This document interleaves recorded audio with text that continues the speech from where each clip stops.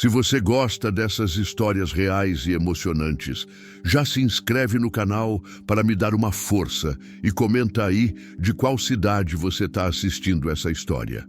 O sol ainda não tinha nascido quando abri os olhos.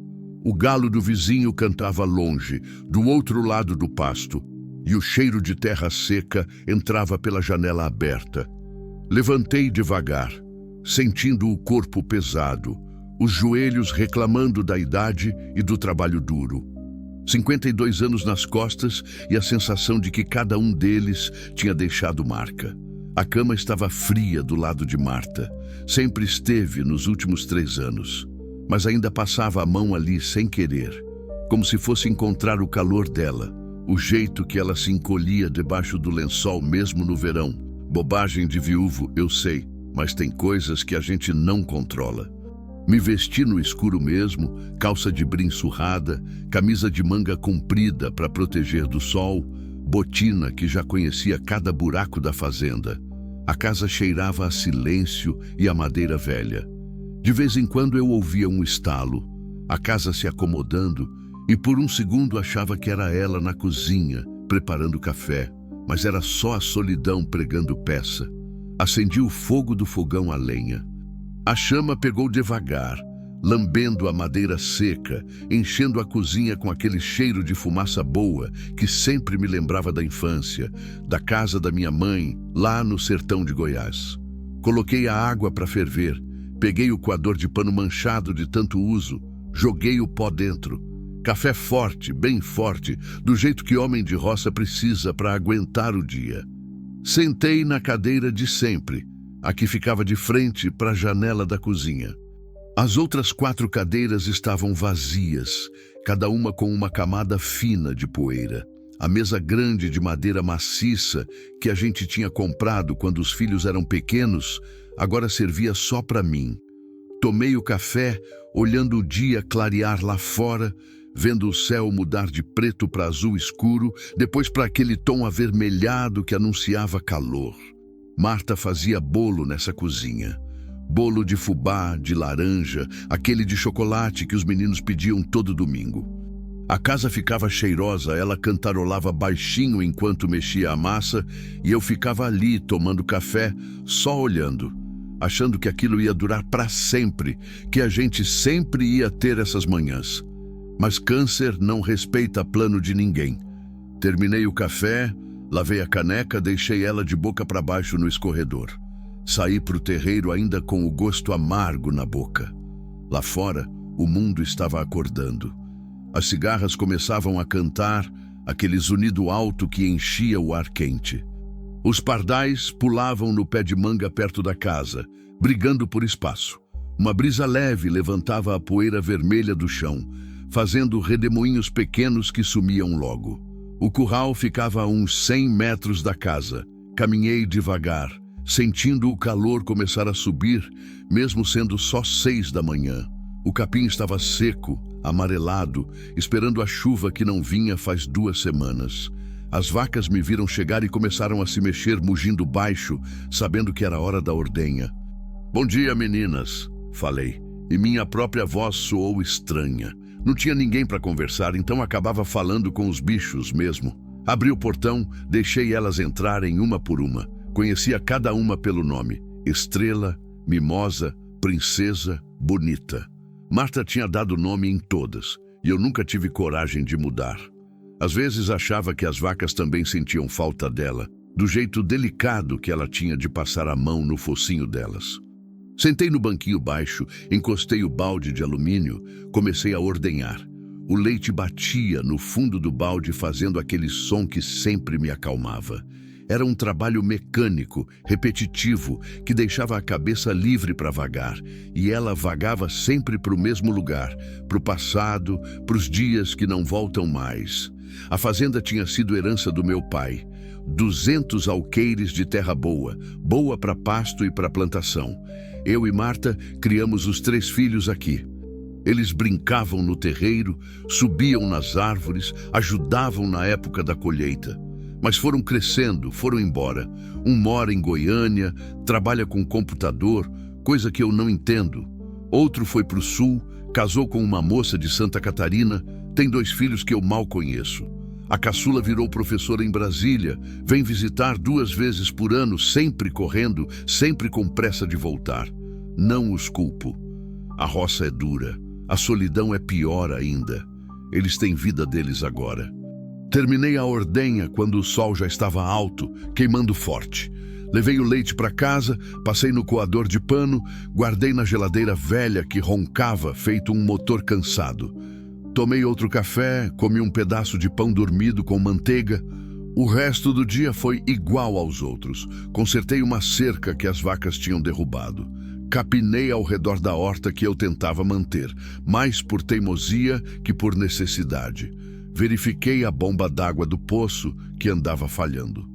Trabalho não faltava numa fazenda, mesmo que fosse só eu. O calor era de rachar. Lá pelo meio-dia, o termômetro que ficava na varanda da casa marcava 38 graus.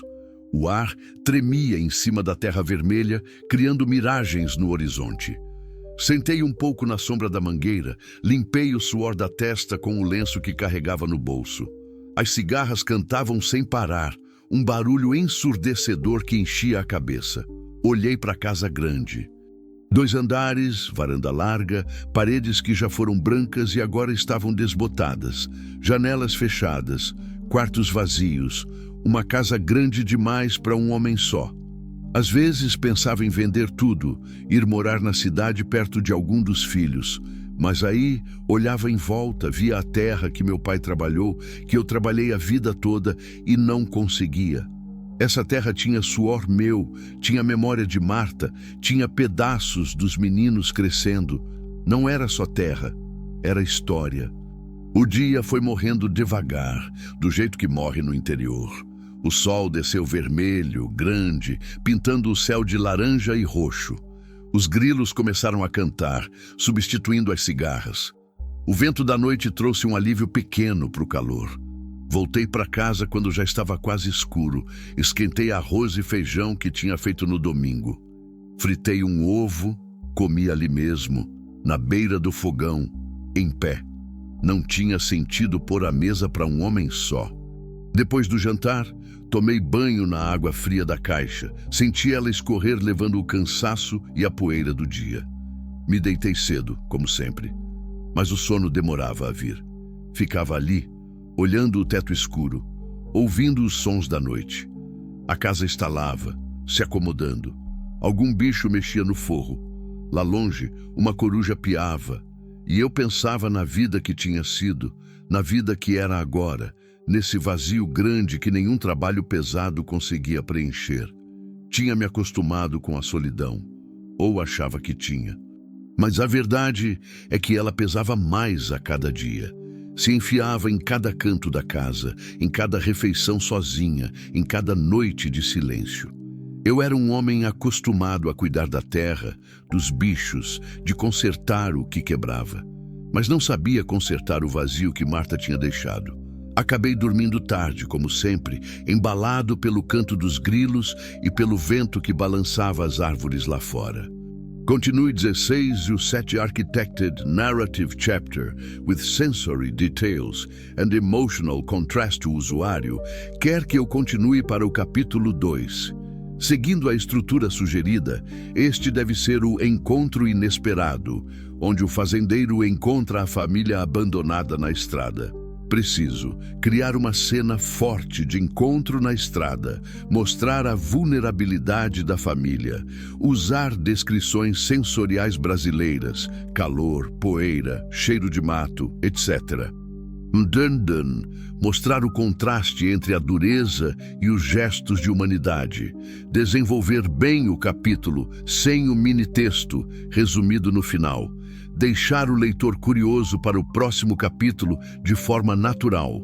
Vou situar o encontro numa manhã, talvez ele indo para a cidade ou verificando a cerca perto da estrada que corta a propriedade. A família, mãe e 2 crianças, abandonadas, com poucos pertences, em situação desesperadora. Mostrar mais, concluído capítulo 2. O encontro na curva de terra vermelha. Acordei naquela quinta-feira com a sensação de que precisava ir até a cidade. Estava acabando o sal grosso para o gado e a cerca do pasto da frente precisava de arame novo. Tomei meu café ainda escuro, deixei as vacas no pasto perto do córrego onde tinha mais verde e peguei a caminhonete velha. A estrada de terra que cortava minha propriedade estava pior do que nunca. Chuva não caía fazia semanas e o chão virou uma poeira fina que subia em nuvens quando o carro passava. Ia devagar, segurando o volante com as duas mãos, desviando dos buracos maiores. A caminhonete gemia em cada solavanco, reclamando dos anos de estrada. Eram quase 7 da manhã, mas o sol já castigava forte. Pelo retrovisor, via a poeira vermelha que eu levantava, ficando suspensa no ar quente. O rádio chiava mais do que tocava. Então, deixei desligado. Só o barulho do motor velho e o canto das cigarras que entravam pela janela aberta. Foi na curva grande, aquela que contorna o pé do morro perto da divisa da fazenda, que vi 3 vultos na beira da estrada. No começo, achei que eram trabalhadores esperando carona para alguma fazenda vizinha. Comum por aqui, gente precisando de boia fria, de serviço temporário na colheita. Mas quando cheguei mais perto, pisei no freio. Era uma mulher e 2 crianças. Parei a caminhonete uns 10 metros à frente, levantando uma nuvem de poeira que cobriu tudo. Desliguei o motor, fiquei ali sentado um momento, só olhando pelo retrovisor.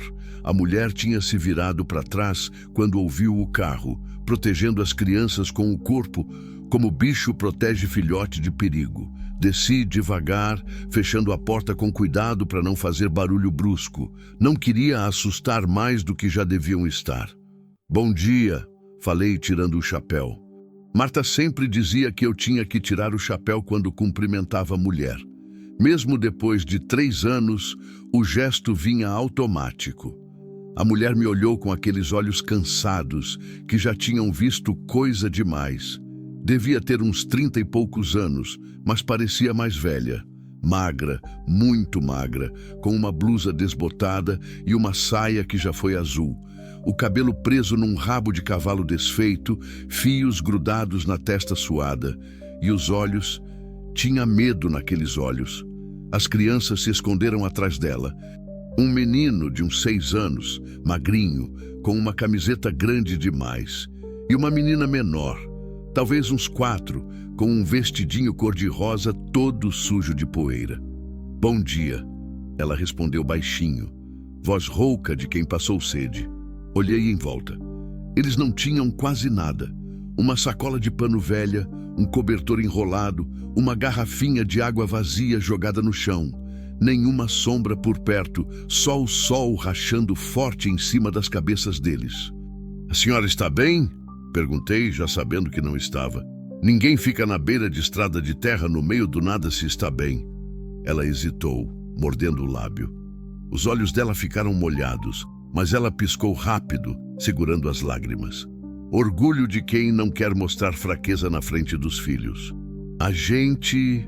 começou, mas a voz falhou. Engoliu seco, tentou de novo. "A gente foi deixado aqui. O pai deles disse que ia só comprar comida na cidade. Pediu pra gente esperar aqui. Isso foi ontem de manhã." Senti um aperto no peito. Conhecia esse tipo de história. Já tinha ouvido antes, em cidade pequena todo mundo ouve. Homem que abandona a família na estrada quando o dinheiro acaba, quando a bebida ou outra mulher entra no meio, quando a responsabilidade pesa demais. "Ontem de manhã?", repeti, olhando para o céu claro, para o sol que já queimava. "A senhora passou a noite aqui?" Ela assentiu, baixando a cabeça. O menino atrás dela olhava para mim com aqueles olhos arregalados, assustados, mas curiosos. A menina choramingava baixinho, agarrada na saia da mãe. "Tem água?", perguntei. "As crianças tomaram água?"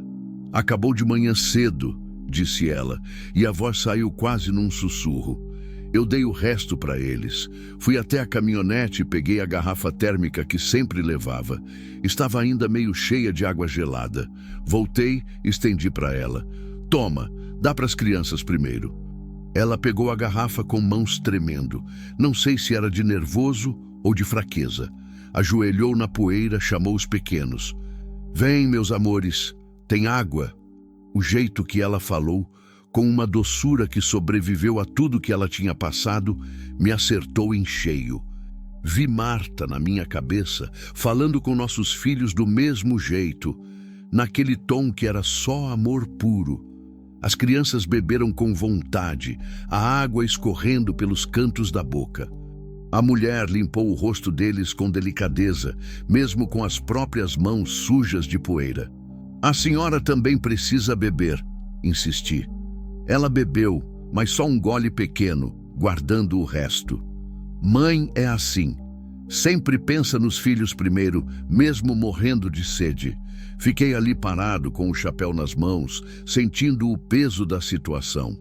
O certo era levar eles para a cidade, deixar na assistência social, no conselho tutelar.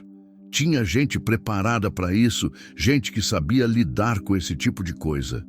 Mas a cidade ficava a 40 quilômetros e, por algum motivo que eu não sabia explicar, não conseguia simplesmente ir embora. Qual seu nome? Perguntei. Dalva, disse ela. E esses são o Pedrinho e a Mariazinha. Dalva. Nome de flor, lembrei. Marta tinha uma amiga que chamava Dalva. Eu sou Sebastião, me apresentei. Essa fazenda aqui é minha. Apontei para os lados, para o pasto que se estendia até onde a vista alcançava. Escuta, Dalva. A senhora tem para onde ir? Tem família em algum lugar? Ela balançou a cabeça, olhando para o chão. Não, senhor. Minha mãe morreu quando eu era nova. Não tenho irmão, não tenho ninguém. Era só ele mesmo. E agora, nem isso. A voz dela quebrou no final e dessa vez a lágrima escapou, descendo pelo rosto sujo. Ela virou o rosto rápido, limpando com as costas da mão. Olhei para os lados de novo, a estrada vazia, o sol subindo, o calor ficando insuportável. Aquelas crianças não iam aguentar muito mais tempo ali. E Dalva também não, por mais que tentasse parecer forte. Olha, comecei pensando nas palavras. Eu tenho uma casa velha lá na fazenda, casa de caseiro que não uso faz tempo. Não é grande coisa, mas tem teto, tem cama, tem água. A senhora e as crianças podem ficar lá por uns dias, até decidir o que fazer, até achar um jeito de seguir. Ela levantou os olhos para mim rápido, como se não acreditasse no que estava ouvindo. O senhor deixaria? A gente não tem dinheiro para pagar, não tem nada. Não estou pedindo dinheiro, falei. E era verdade. Não sabia bem o que estava fazendo, mas dinheiro não tinha nada a ver com aquilo. Só ofereço um lugar para dormir. Comida tem, eu planto verdura, tenho galinha, tenho leite das vacas. Não é hotel, mas é melhor que estrada. Pedrinho saiu de trás da mãe, me olhando com aqueles olhos grandes. A gente vai ter comida, mãe? Perguntou, e a inocência na voz dele partiu meu coração. Dalva olhou para o filho, depois para a menina que ainda choramingava agarrada nela, depois para mim. Vi a luta acontecendo dentro dela. Orgulho lutando com necessidade, medo lutando com esperança, desconfiança lutando com desespero. Eu não quero causar transtorno, seu Sebastião, disse por fim.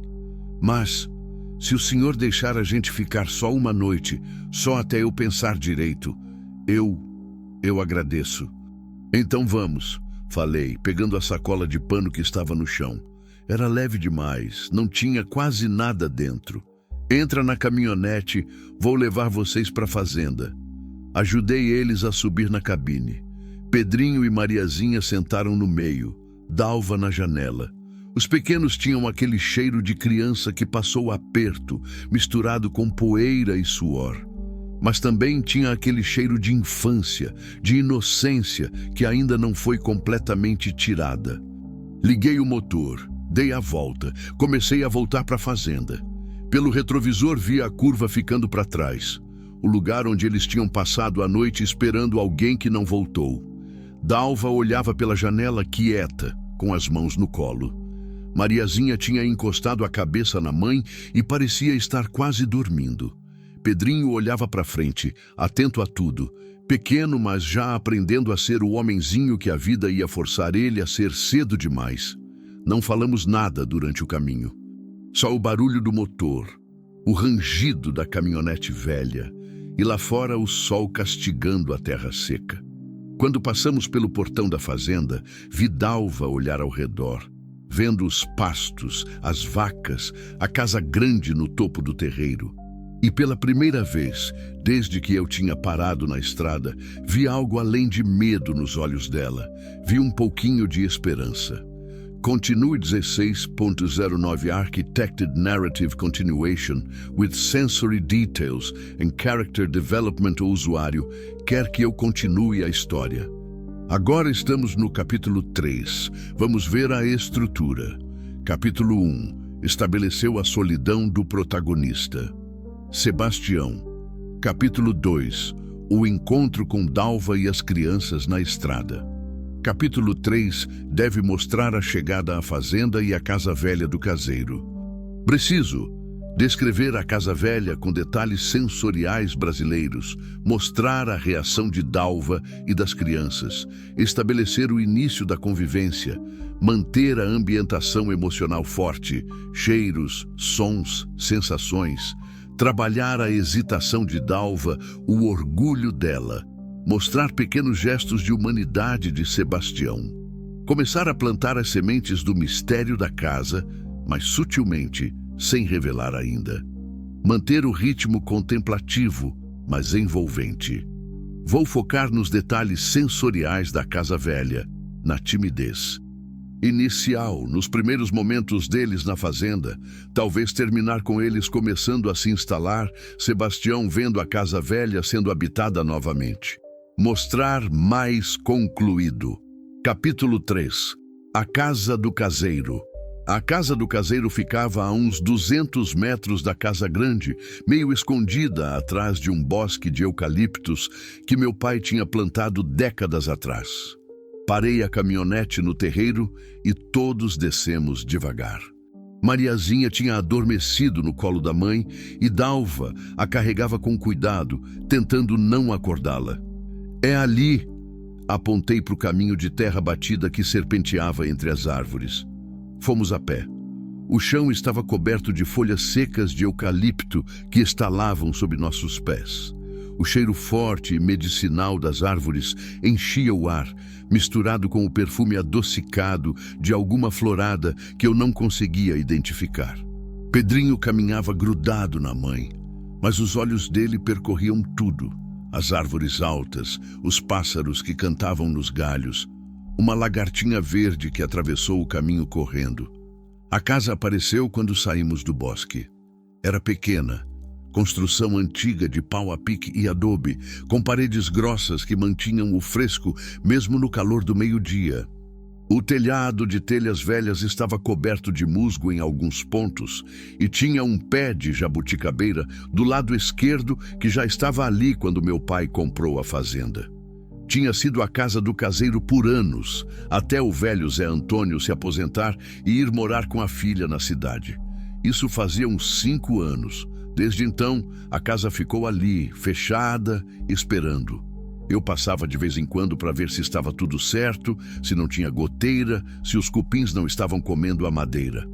Mas nunca tinha pensado em usar ela de novo. Até agora. Deixa eu abrir, falei, subindo os 3 degraus da pequena varanda. A porta de madeira rangeu quando girei a chave na fechadura velha. Precisei empurrar com o ombro, porque o batente tinha inchado com a umidade. Quando abriu, um cheiro de casa fechada saiu pela fresta, mofo misturado com madeira velha, poeira acumulada e aquele cheiro indefinível de lugar que ninguém vive faz tempo. Entrei primeiro, abrindo as janelas para deixar o ar circular. A luz do sol entrou em feixes grossos, iluminando a poeira que dançava no ar. A sala era simples. Chão de cimento queimado, paredes de barro pintadas de branco que já estavam amareladas pelo tempo, um sofá velho coberto com um lençol, uma mesa pequena de madeira com 2 cadeiras. Dalva entrou atrás de mim, ainda carregando Mariazinha. Ela parou no meio da sala, olhando em volta com aqueles olhos cansados. Pedrinho entrou devagar, tocando a parede, como se quisesse ter certeza de que era real. Tem 2 quartos, expliquei apontando. Banheiro é pequeno, mas funciona. A cozinha é ali. O fogão é a lenha. Mas se a senhora preferir, posso trazer um a gás da casa grande. Tenho um guardado que não uso. Não precisa, seu Sebastião, disse ela rapidinho, como se tivesse medo de pedir demais. Fogão a lenha tá bom. Eu sei usar. Fui até a cozinha, abri a torneira da pia. A água saiu amarelada no começo, cheia de ferrugem, mas depois clareou. Pelo menos a caixa d'água não tinha secado. Água tem, confirmei. Vou trazer um balde, uns panos, sabão. A senhora vai querer limpar antes de se acomodar. Eu limpo, sim, senhor, disse Dalva, e pela primeira vez vi um pouco de vida na voz dela. Como se ter algo para fazer, uma tarefa concreta, desse algum propósito depois de tanto tempo à deriva. Eu limpo tudo direitinho. Pode deixar. Voltei para casa grande e carreguei o que eles iam precisar. Baldes, vassouras, panos de chão, sabão, detergente, esponjas. Peguei também lençóis limpos que estavam no armário, guardados com naftalina. Colchões, a casa já tinha, mas iam precisar de uma boa sacudida para tirar a poeira. Quando voltei, Dalva já tinha tirado o lençol do sofá e estava abanando pela janela. A poeira subia em nuvens, dourada contra a luz do sol. Mariazinha tinha acordado e estava sentada no chão, olhando para cima com aqueles olhos sonolentos. Pedrinho ajudava a mãe como podia, segurando a ponta do lençol. Trouxe essas coisas, falei, colocando tudo no chão da sala. Vou buscar comida também. Arroz, feijão, umas coisas. A senhora almoçou hoje? Dalva parou de sacudir o lençol, me olhou com aquela expressão que era vergonha misturada com gratidão. Não, senhor. A gente não come desde ontem de manhã. Desde ontem de manhã. Mais de 24 horas. 2 crianças pequenas.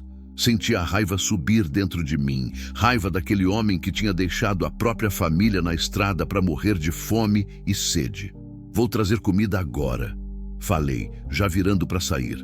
Daqui a pouco eu volto. Voltei para casa grande, quase correndo. Na cozinha, peguei tudo que tinha de pronto. O resto do arroz e feijão de ontem, uns ovos, queijo que eu mesmo fazia, pão que tinha comprado na cidade semana passada, leite fresco da ordenha da manhã, coloquei tudo numa caixa de papelão. Pensei um pouco e peguei também um vidro de goiabada que tinha na despensa, daquelas que Marta fazia e que eu ainda guardava como tesouro. As crianças iam gostar. Criança sempre gosta de doce. Quando voltei para a casa do caseiro, o cheiro já era diferente. Dalva tinha acendido o fogão a lenha e a fumaça subia pela chaminé velha. O cheiro de madeira queimando se misturava com o cheiro de pano molhado e sabão. Ela tinha começado a limpar. Seu Sebastião, chamou ela quando me viu chegar. O senhor não precisava. Precisava sim, cortei, colocando a caixa na mesa da cozinha. Ninguém trabalha com a barriga vazia. Primeiro vocês comem, depois limpam o que quiser limpar. Esquentei o arroz e o feijão no fogão que já estava aceso. Fritei uns ovos, cortei o queijo em fatias grossas, passei manteiga no pão. Não era comida elaborada, mas era comida de verdade, comida que enchia a barriga e dava força. Dalva ficou parada, olhando eu preparar tudo, como se não soubesse o que fazer. Acho que fazia tempo que ninguém cuidava dela, que ninguém preparava comida para ela. Sempre foi ela cuidando, ela preparando, ela dando. Senta, mandei, apontando para as cadeiras. Vamos comer. O senhor vai comer com a gente? Perguntou ela surpresa. Vou, se não se incomodar. Não, senhor, claro que não. Sentamos os 4 na mesinha pequena. Pedrinho e Mariazinha atacaram a comida com aquela fome de quem passou tempo demais sem comer. Dalva tentou comer devagar, com modos, mas dava para ver o esforço que fazia. Também estava morrendo de fome. Fiquei olhando eles comerem, sentindo algo estranho no peito. Fazia 3 anos que não tinha gente na minha mesa. Fazia 3 anos que comia sozinho, no silêncio pesado da casa grande. E agora, nessa casinha velha, tinha vozes. Tinha barulho de garfo no prato. Tinha criança pedindo mais leite. Tinha vida. Tá gostoso, mãe, disse Pedrinho de boca cheia. Mastiga direito, filho, corrigiu Dalva, mas estava sorrindo. Um sorriso pequeno, cansado, mas real. Depois de comerem, as crianças ficaram mais animadas. Mariazinha quis explorar a casa, abrindo as portas dos quartos, olhando tudo com aquela curiosidade de criança pequena. Pedrinho foi até a janela da cozinha e ficou olhando lá fora, para o bosque de eucaliptos, para os passarinhos que pulavam no chão. Tem muito bicho aqui, seu Sebastião? Perguntou ele. Tem, respondi. Tem passarinho de todo tipo. Tem tatu que sai de noite. Às vezes aparece um tamanduá. Ontem mesmo vi uma família de capivara lá no córrego. Os olhos dele brilharam. Um capivara? De verdade? De verdade. Se você quiser, um dia eu levo você lá para ver. Ele sorriu e foi como se o sol tivesse entrado pela janela. Dalva tinha se levantado e começado a lavar a louça. Fui ajudar, mas ela não deixou. Por favor, seu Sebastião, deixe eu fazer isso, é o mínimo que posso fazer. Respeitei. Sabia que ela precisava se sentir útil, que precisava retribuir de alguma forma a bondade que estava recebendo. Orgulho é assim. A gente carrega mesmo quando não tem mais nada. Passei o resto da tarde ajudando eles a arrumar a casa. Carreguei água, sacudi colchão, varri o quintal dos fundos onde tinha folhas secas acumuladas. Dalva limpava cada canto com um capricho que impressionava, como se quisesse fazer daquela casa velha um lar de verdade. Quando o sol começou a descer, a casa já estava irreconhecível. Chão lavado, janelas limpas, lençóis brancos nas camas, cheiro de sabão no ar.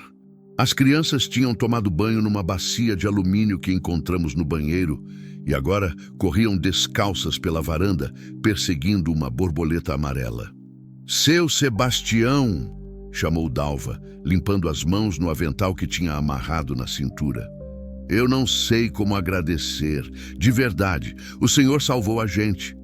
Não salvei ninguém, respondi, sem jeito com o elogio. Só ofereci um teto. Qualquer um faria o mesmo. Não, disse ela, me olhando nos olhos. Não é verdade. Passaram 3 carros ontem na estrada. Nenhum parou. Um até acelerou quando viu a gente. O senhor parou. O senhor ajudou. Isso não é pouca coisa. Não soube o que responder. Fiquei ali, segurando o chapéu, olhando para o chão de cimento que agora brilhava de tão limpo. A senhora precisa de mais alguma coisa hoje? Perguntei para mudar de assunto. Não, senhor. Tá tudo bom. A gente vai dormir cedo, as crianças estão cansadas. E eu também. Então eu vou indo. Qualquer coisa, a casa grande é logo ali. Se precisar de mim, é só chamar. Tá bom, seu Sebastião. Muito obrigada. Por tudo. Caminhei de volta pelo bosque de eucaliptos. O sol estava se pondo, pintando o céu de tons alaranjados e roxos. Os grilos já começavam a cantar, anunciando a noite. Quando cheguei no terreiro da casa grande, virei para trás e consegui ver entre as árvores a luz amarela que saía da janela da casa do caseiro. Luz de lamparina. Dalva devia ter acendido, porque já estava escurecendo. Parei ali, olhando aquela luz pequena que piscava entre os eucaliptos. Fazia 5 anos que aquela casa estava às escuras. 5 anos de janelas fechadas, de silêncio, de vazio. E agora tinha luz, tinha gente, tinha vida. Entrei na casa grande, que nunca pareceu tão grande e tão vazia. Esquentei um café, sentei na varanda com a caneca nas mãos, olhando a noite chegar. Lá longe, ainda dava para ver a luz da casa do caseiro tremulando. Não entendia direito o que tinha feito. Não conhecia aquela mulher. Não conhecia aquelas crianças. Podia ser um problema. Podia dar errado de 1000 maneiras diferentes. O sensato seria ter levado eles direto para a cidade, deixado com as autoridades competentes. Mas alguma coisa tinha me feito parar naquela curva. Alguma coisa tinha me feito abrir o portão da fazenda. Talvez fosse a lembrança de Marta, que nunca negava ajuda a ninguém. Talvez fosse a solidão pesada demais para carregar sozinho. Talvez fosse só o jeito de Dalva proteger aquelas crianças com o próprio corpo, mesmo sem ter forças. Ou talvez fosse só isso. Um homem cansado de viver sozinho, encontrando na beira de uma estrada poeirenta uma chance de lembrar que ainda era humano. Terminei o café quando a noite já estava fechada. Entrei, tomei meu banho, me deitei. Mas antes de apagar a luz, olhei pela janela do quarto na direção da casa do caseiro. A luz ainda estava acesa lá. E pela primeira vez em 3 anos, não me senti completamente sozinho na fazenda. Continue 16.1a Architected Narrative Progression for Chapter 4. Continuation no... O usuário está pedindo para continuar a história. Vamos para o capítulo 4. A estrutura original pedia 8 capítulos de 7.000, 9.000 palavras no total. Já temos 3 capítulos desenvolvidos, então precisamos de mais 5 capítulos. Seguindo a estrutura sugerida, já passamos por Introdução, Solidão do Fazendeiro, Encontro Inesperado, Acolhimento Inicial. Agora preciso desenvolver. 4. Desenvolvimento da convivência, criando rotina, começando a reconstrução, limpeza mais profunda. 5. Descoberta do segredo nas paredes. Esse será o momento central. 6. Revelação e impacto do segredo. 7. Transformação, resolução. 8. Conclusão emocional. No capítulo 4, vou focar em primeiros dias de convivência. Dalva e as crianças se adaptando. Sebastião começando a se abrir. Início de pequenos reparos na casa. Preparar o terreno para a descoberta do segredo. Talvez mencionar barulhos estranhos, rachaduras, algo que chame atenção para as paredes. Manter a ambientação emocional brasileira com descrições sensoriais. Desenvolver os personagens, especialmente a relação entre Sebastião e as crianças.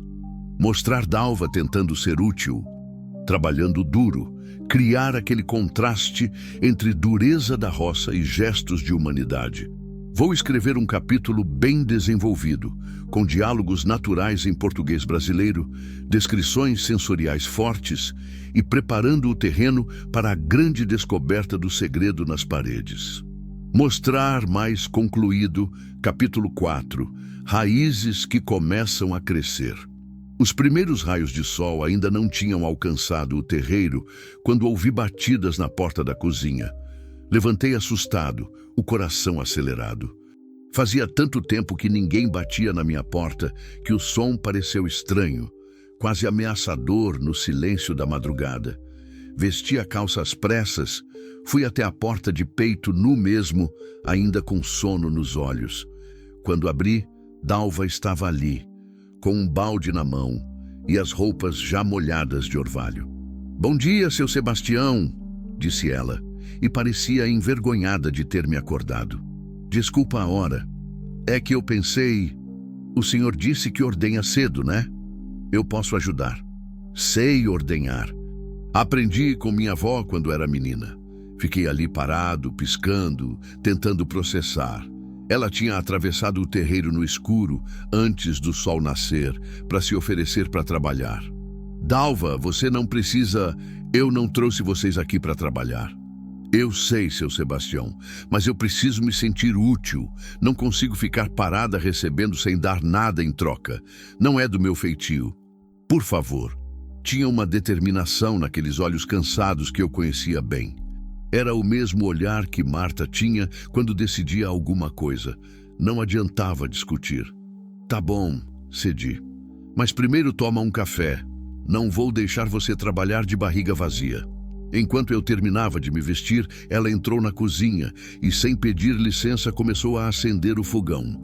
Quando voltei, o café já estava no fogo e ela mexia na panela com uma naturalidade que transformava minha cozinha em algo diferente. As crianças? Perguntei. Dormindo ainda. Dormiram que nem pedra a noite toda.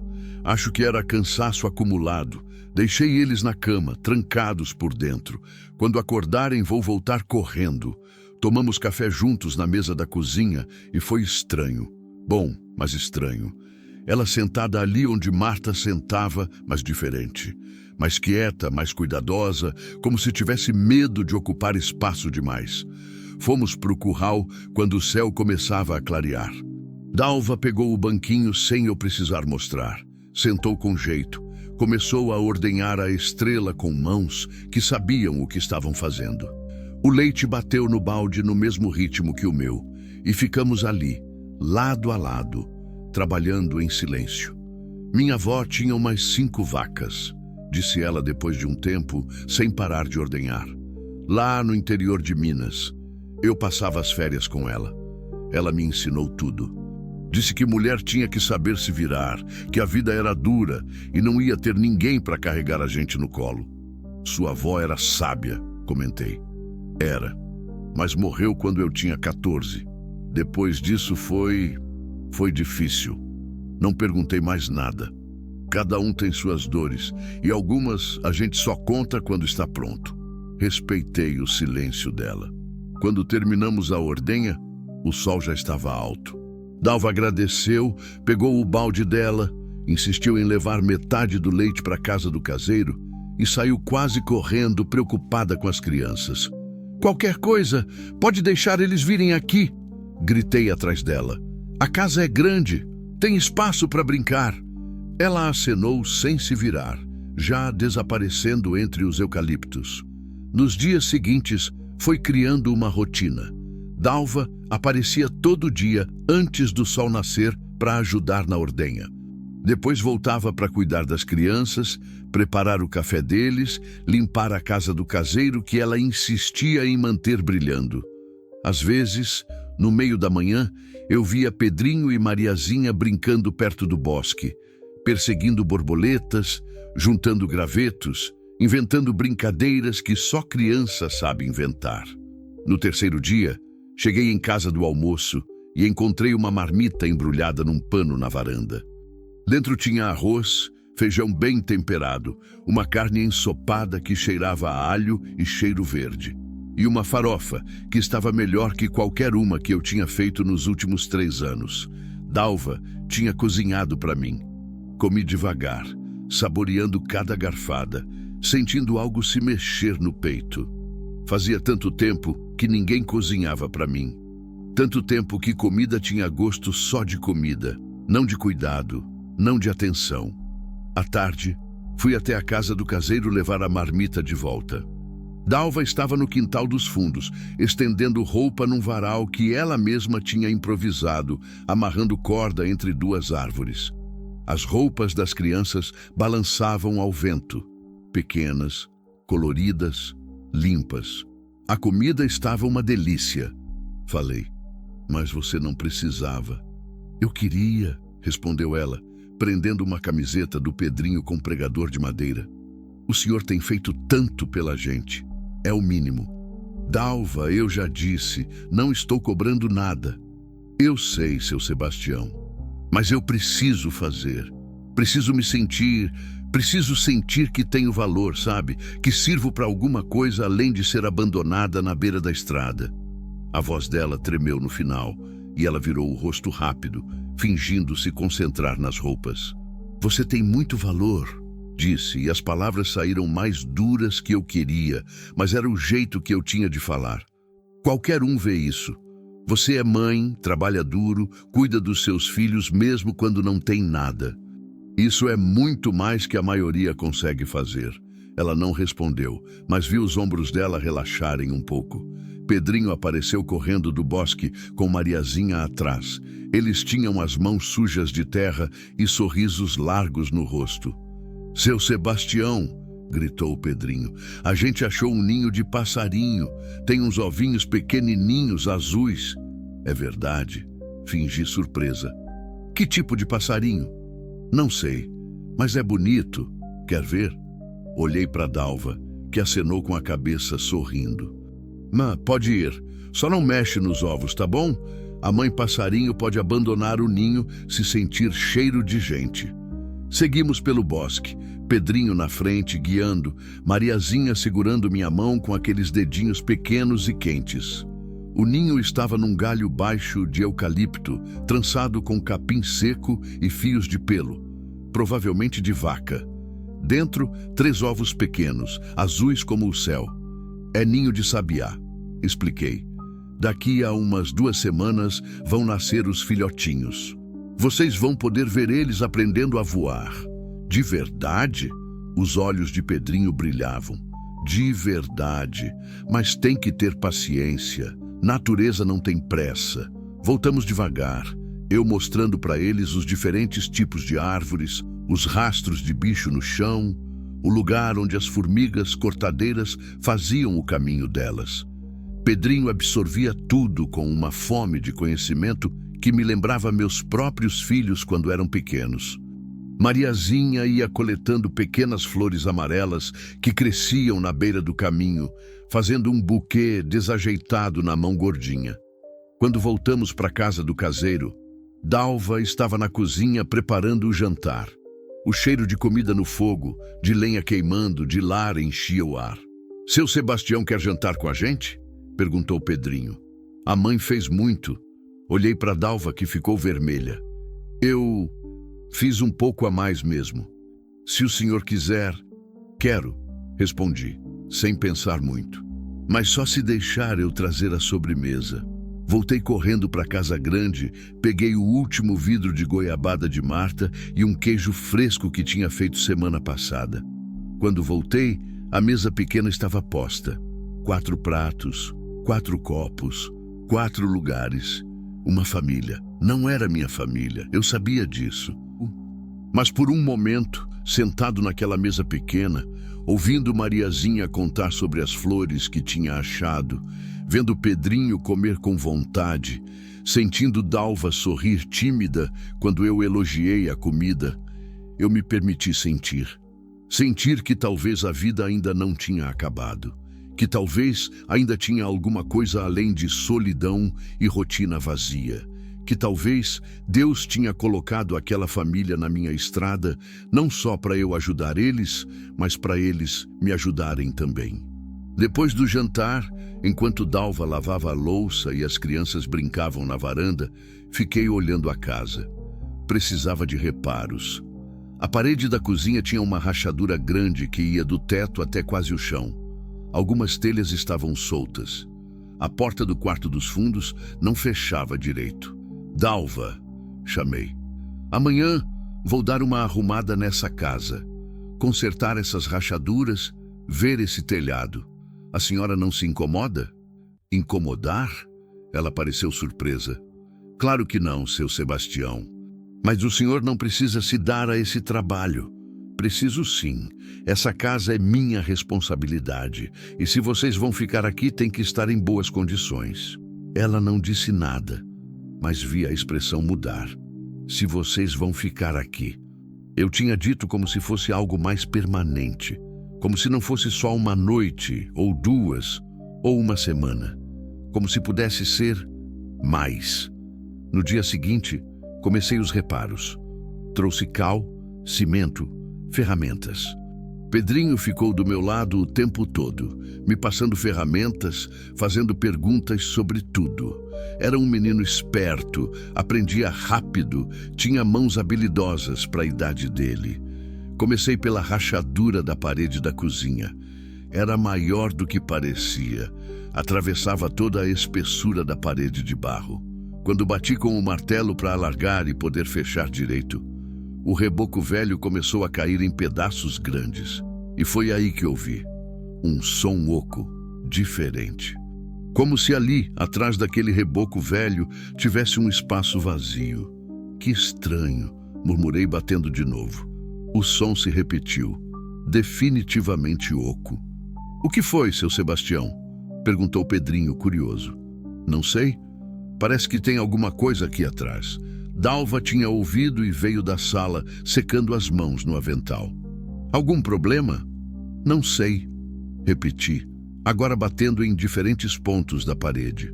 Todos soavam ocos. Parece que tem um espaço vazio aqui atrás. Pode ser só a construção antiga, o jeito que faziam as paredes antigamente. Ou pode ser... Não terminei a frase. Peguei uma talhadeira com cuidado, comecei a tirar mais reboco. Os pedaços caíam no chão com sons abafados, levantando poeira velha. Dalva afastou Mariazinha, mas Pedrinho continuou ao meu lado, olhos arregalados. Mais reboco caiu. E lá, na parede exposta, vi algo que fez meu coração acelerar. Uma marca. Não, mais que isso. Um contorno. Como se tivesse algo embutido na parede. Seu Sebastião, disse Dalva, voz baixa. O que é isso? Não sei, respondi, mas minhas mãos já estavam trabalhando mais rápido, tirando mais reboco, revelando mais. Mas acho que a gente vai descobrir. A poeira subia, dourada na luz que entrava pela janela. Lá fora, os grilos cantavam, o vento balançava os eucaliptos. E ali, naquela cozinha velha, uma parede antiga começava a revelar segredos que estavam escondidos fazia décadas. Segredos que iam mudar tudo. Continuo 16.14 Architected Narrative Climax, with sensory details and emotional depth. Este é um momento crucial da narrativa, a descoberta do segredo na parede. Preciso construir esse capítulo com tensão crescente durante a descoberta, descrições sensoriais intensas, poeira, luz, sons, reações emocionais dos personagens, o mistério sendo revelado gradualmente, conexão com a história da casa, fazenda, desenvolvimento do vínculo entre Sebastião e a família, detalhes autênticos brasileiros. O segredo deve ser significativo, mas realista. Considerando casa antiga de caseiro, construção de pau a pique e adobe, anos de história, possibilidades, dinheiro escondido, documentos antigos, joias, cartas, algo que conte uma história. Vou optar por algo que tenha significado emocional e prático. Uma descoberta que ajude a família de Dalva, mas também revele história da fazenda, região. Talvez dinheiro antigo guardado, documentos, cartas que contam uma história humana. Preciso manter linguagem brasileira autêntica, ritmo narrativo forte, emoção genuína, desenvolvimento dos personagens, criar conexão entre passado e presente, mostrar mais concluído. Capítulo 5, Segredos do Barro.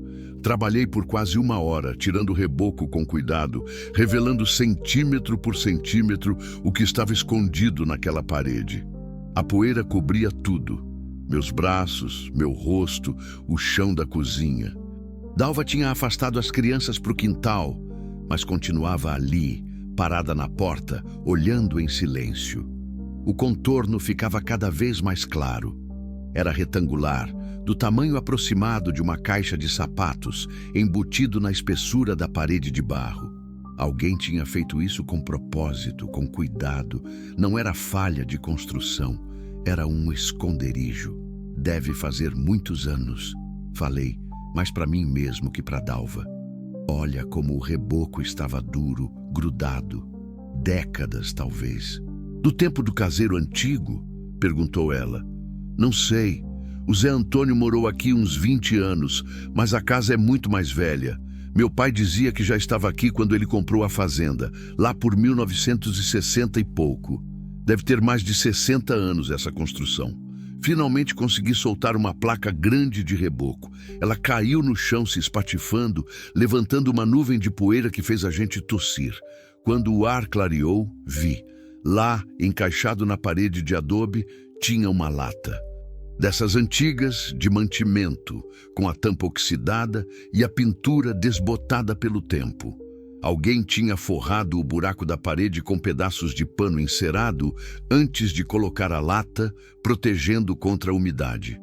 Peguei a talhadeira de novo, com cuidado, afastei os tijolos de barro ao redor. Estavam soltos, propositalmente soltos, para permitir que se tirasse a lata se necessário. Quem tinha feito isso sabia o que estava fazendo. Consegui soltar a lata. Era pesada. Bem mais pesada do que deveria ser uma lata vazia. Coloquei ela na mesa da cozinha com cuidado. Dalva se aproximou, limpando as mãos nervosas no avental.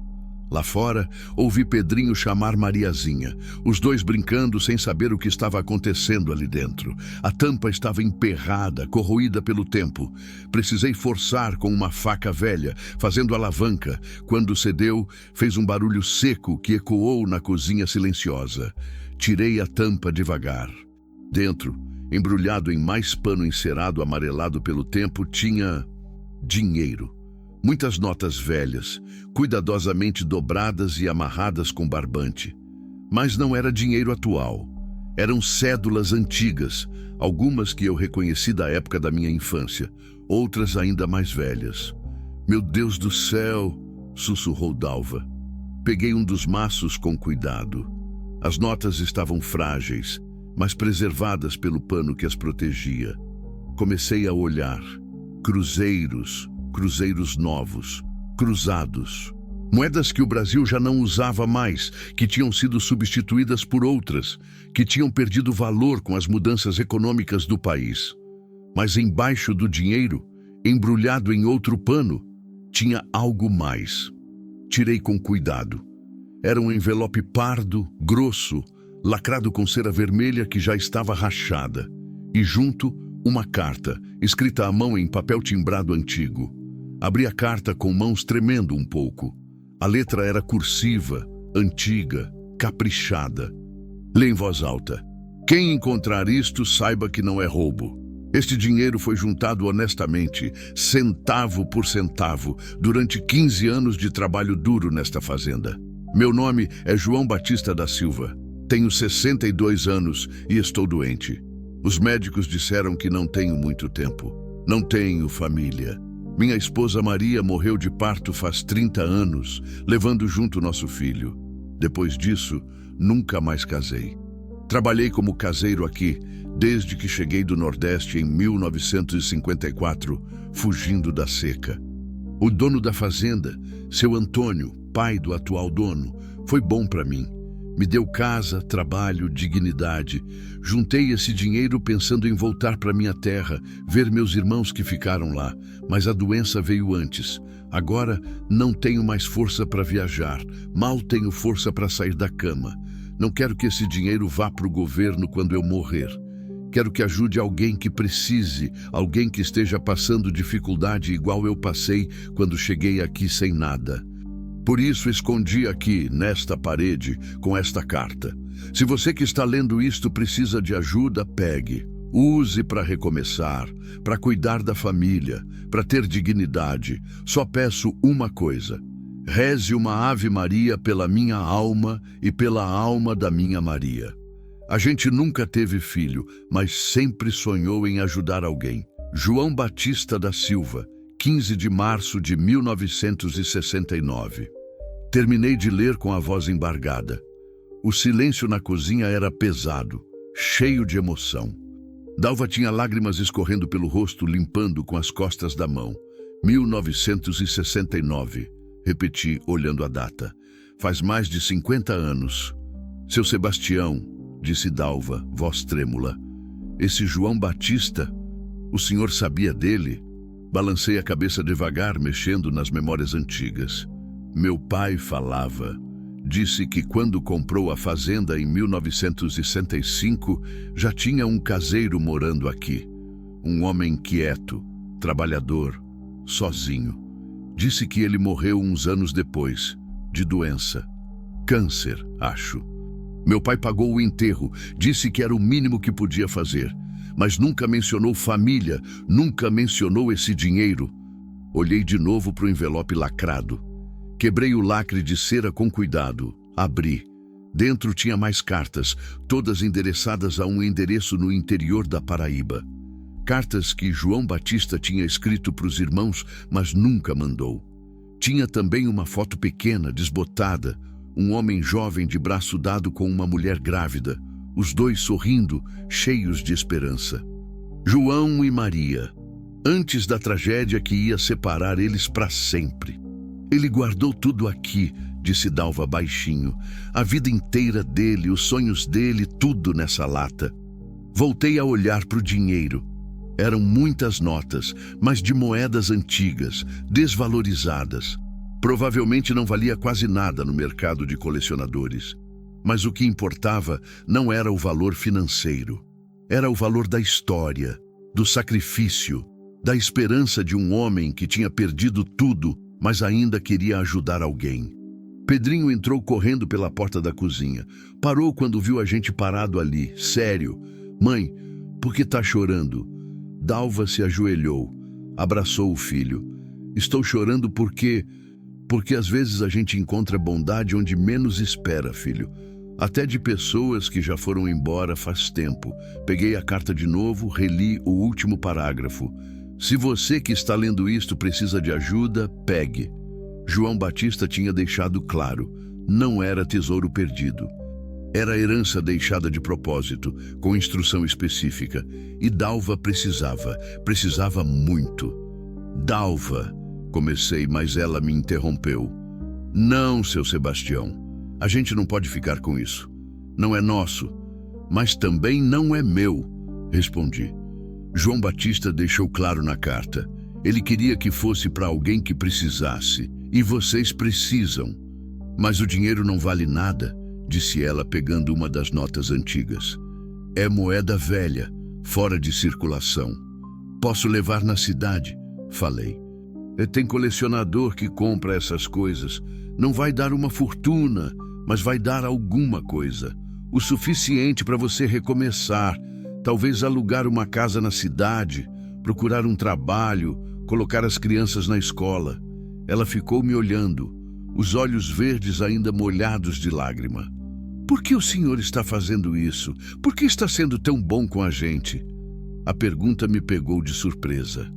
Fiquei ali, segurando aquela carta velha, sentindo o peso das palavras de João Batista, sentindo o peso da minha própria solidão. Porque comecei devagar, procurando as palavras certas. Porque faz 3 anos que eu vivo nessa fazenda sozinho, achando que a vida tinha acabado quando Marta morreu. Faz 3 anos que eu só trabalho, como, durmo, acordo e repete tudo de novo. Sem sentido, sem propósito. Parei, olhei para Dalva, para o Pedrinho que tinha se agarrado na saia da mãe. E aí eu encontrei vocês naquela estrada. E de repente a casa do caseiro tinha luz de novo. Tinha risada de criança. Tinha comida feita com cuidado. Tinha alguém para conversar na ordenha. Tinha vida. Minha voz falhou um pouco, mas continuei. João Batista escreveu nessa carta que ele queria ajudar alguém. Mas acho que vocês também estão me ajudando.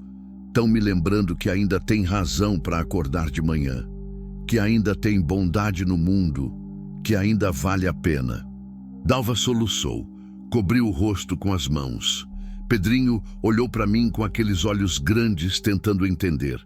Então sim, continuei, recompondo a voz. Vou levar essas notas na cidade. Vou ver quanto consigo por elas. E o que vier é de vocês. É o que João Batista queria, é o que está certo. Ela veio até mim ainda chorando e me abraçou. Foi um abraço rápido, respeitoso, mas cheio de gratidão. Fazia 3 anos que ninguém me abraçava. 3 anos que eu não sentia o peso de outro ser humano contra meu peito, o calor de outro coração batendo perto do meu. Quando ela se afastou, limpou as lágrimas, tentou sorrir. A gente vai rezar por ele, disse. Por João Batista e por Maria. Todo dia. A gente promete. Ele ia gostar, respondi. Naquela noite, depois de guardar a lata com cuidado na casa grande, Depois de ajudar Dalva a fechar a parede de novo, deixando só uma marca pequena, uma cicatriz que lembrava o que tinha sido encontrado ali, sentei na varanda olhando as estrelas.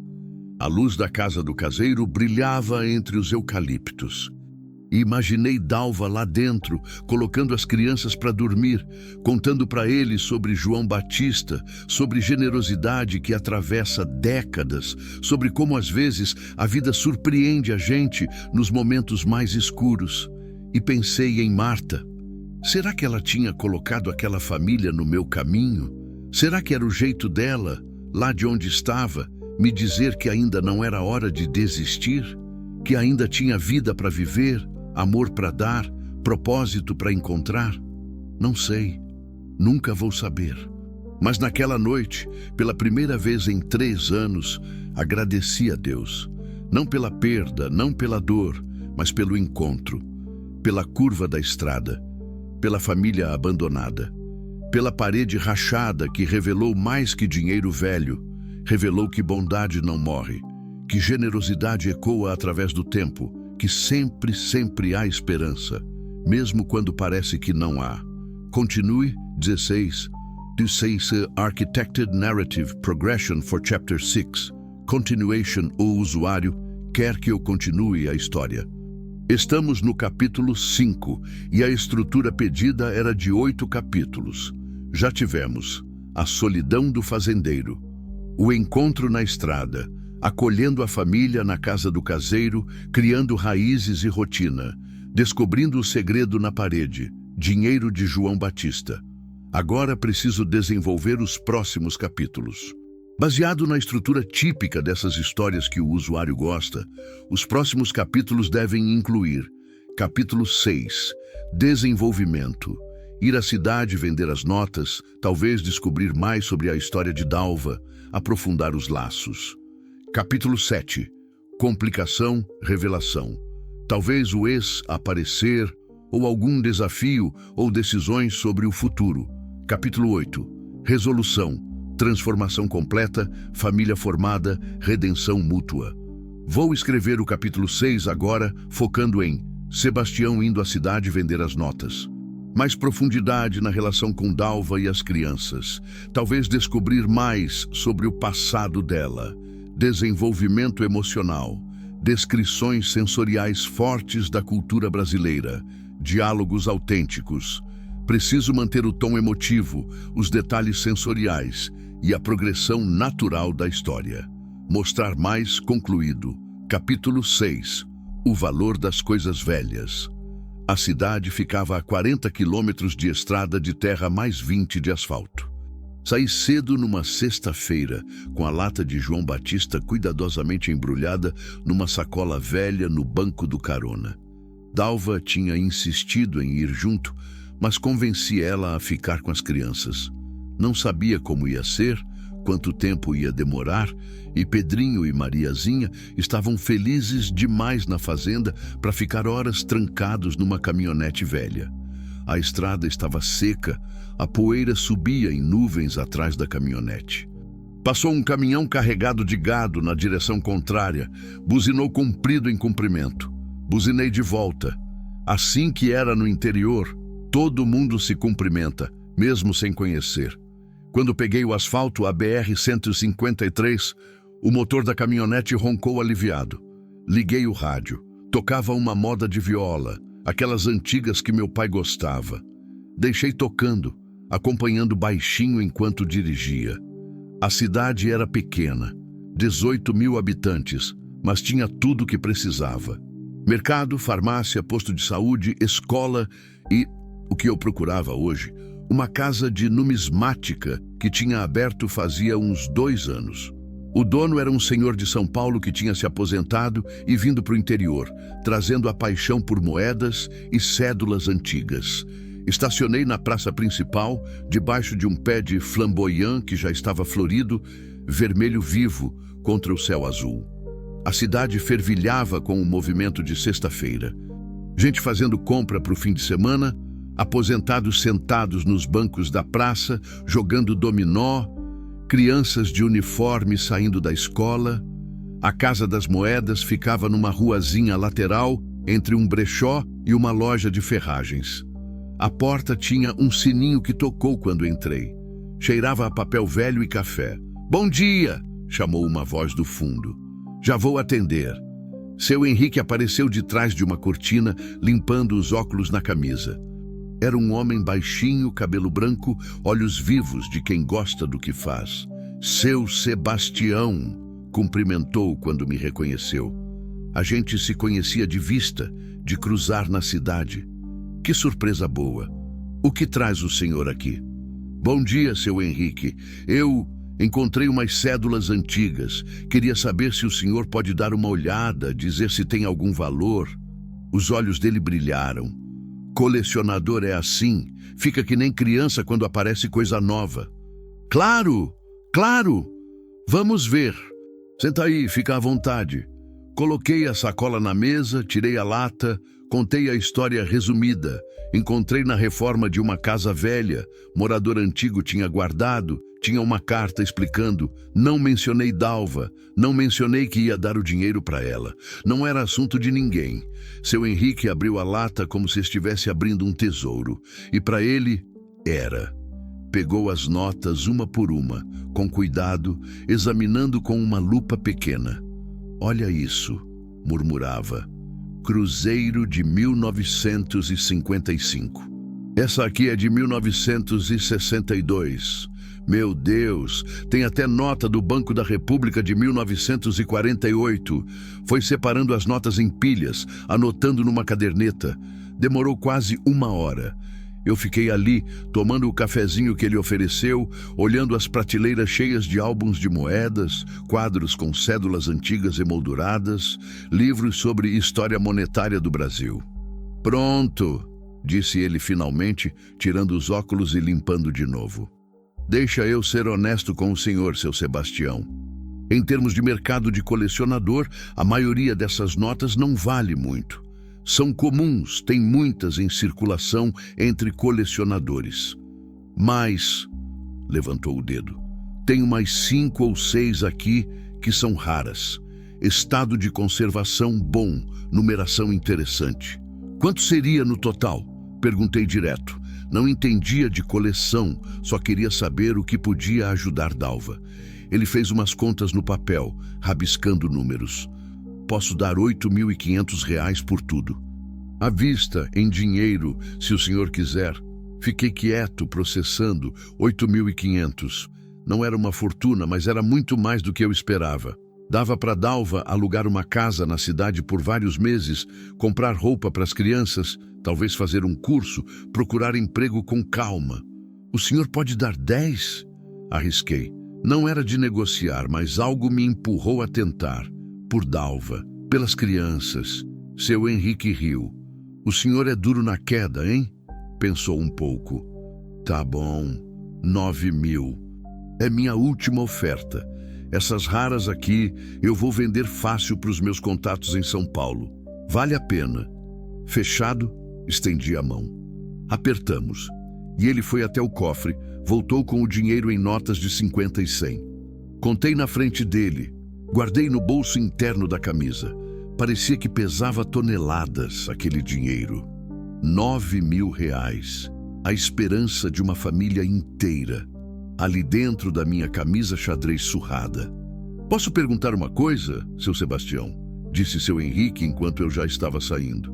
"Pode. Esse dinheiro, o senhor não vai ficar com ele?" Parei na porta, virei de volta. "Não é meu. Foi deixado para quem precisasse. Eu não preciso, mas conheço quem precisa." Ele sorriu, um sorriso que entendia sem precisar de explicação. "O senhor é gente boa. O mundo precisa de mais gente como o senhor." Saí da loja com o coração leve e o bolso pesado. Andei pela cidade um pouco, entrei no mercado. Comprei coisas que sabia que Dalva ia precisar. Shampoo e condicionador bom, sabonete cheiroso, creme para as crianças, escova de dente nova. Comprei também um carrinho de brinquedo para o Pedrinho e uma boneca de pano para Mariazinha. Besteira, eu sei, mas queria ver a carinha deles quando recebessem. No caminho de volta, parei num lugar que não ia fazia 3 anos. O cemitério municipal. O túmulo de Marta ficava no canto direito, embaixo de um ipê amarelo. A lápide simples tinha o nome dela, as datas e a frase que os filhos tinham escolhido: amada esposa e mãe, sempre em nossos corações. Me ajoelhei na grama seca, limpei as folhas que tinham caído em cima da lápide. Oi, meu amor, falei baixinho. Sentia meio bobo falando sozinho, mas também sentia que precisava. Faz tempo que não venho aqui, desculpa, é que é difícil. O vento balançou os galhos do ipê. Uma pétala amarela caiu, pousou na minha mão. Aconteceu uma coisa, continuei. Encontrei uma família na estrada, uma mulher e 2 crianças. Foram abandonados, não tinham nada, ninguém. Eu trouxe eles para a fazenda. Tão morando na casa do caseiro. Parei, procurando as palavras. Sei que você ia gostar deles. A Dalva é trabalhadora, forte, mesmo tendo passado tanto aperto. E as crianças... Marta, as crianças são um doce. Me lembram nossos filhos quando eram pequenos. Senti os olhos arderem. Hoje vendi umas notas antigas que encontramos escondidas na casa. Vou dar o dinheiro para ela poder recomeçar, sabe? Ter dignidade de novo. E eu estava pensando que talvez você colocou eles no meu caminho. Que talvez esse seja o jeito de você, lá de onde está, me mostrar que ainda tem vida aqui. Que eu não posso desistir só porque você se foi. Uma lágrima escapou, desceu pelo rosto. Limpei com as costas da mão. Eu ainda te amo. Sempre vou amar. Mas tá tão solitário, Marta. Tão vazio. E ter eles lá, ter gente na fazenda de novo, faz eu lembrar como era bom, como a vida pode ser boa. Fiquei ali mais um tempo em silêncio, só sentindo o vento, ouvindo os pássaros, deixando as memórias virem e irem. Quando levantei, me senti mais leve, como se Marta tivesse me dado permissão para viver de novo, para ser feliz de novo, para não carregar a culpa de seguir em frente. Cheguei na fazenda quando o sol já estava baixo, pintando o céu de laranja e roxo. A casa do caseiro tinha fumaça saindo da chaminé. Dalva fazendo o jantar. Vi Pedrinho e Mariazinha brincando no quintal, correndo atrás de uns pintinhos que tinham fugido do galinheiro. Quando parei a caminhonete, os 2 vieram correndo. Seu Sebastião voltou, gritou Pedrinho. Trouxe surpresa, gritou Mariazinha, que tinha aprendido que eu sempre trazia alguma coisa da cidade. Dei os brinquedos primeiro, só para ver a alegria estampada nos rostinhos.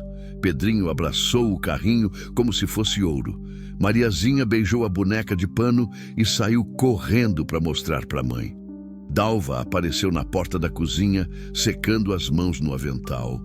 Quando me viu, sorriu. Um sorriso tímido, mas verdadeiro. E aí? Perguntou, tentando parecer casual. Mas eu via a ansiedade nos olhos. Conseguiu vender? Consegui. Entrei na casa, tirei do bolso o envelope onde tinha guardado o dinheiro, coloquei na mão dela. Dalva abriu, olhou, ficou pálida. Seu Sebastião, isso é... 9.000 reais, completei. É seu, de João Batista para você. Ela começou a chorar. Não aquele choro delicado, comportado. Chorou de verdade, soluçando, segurando o envelope contra o peito. As crianças pararam de brincar, olharam assustadas. Tá tudo bem, tranquilizei, ajoelhando para ficar na altura deles. Sua mãe tá feliz. É choro de felicidade. E era, porque pela primeira vez em muito tempo, Dalva tinha mais que esperança, tinha possibilidade, tinha futuro. Continue. 16.202. Two-plotted narrative progression with character development and emotional depth. O usuário quer que eu continue a história. Estamos no capítulo 6 e a história está progredindo bem. Dalva acabou de receber o dinheiro da venda das notas antigas.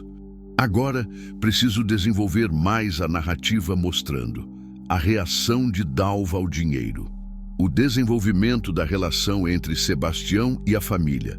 Começar a preparar para revelações sobre o passado de Dalva ou algum conflito. Manter o tom emocional brasileiro autêntico. Continuar construindo os laços entre as personagens.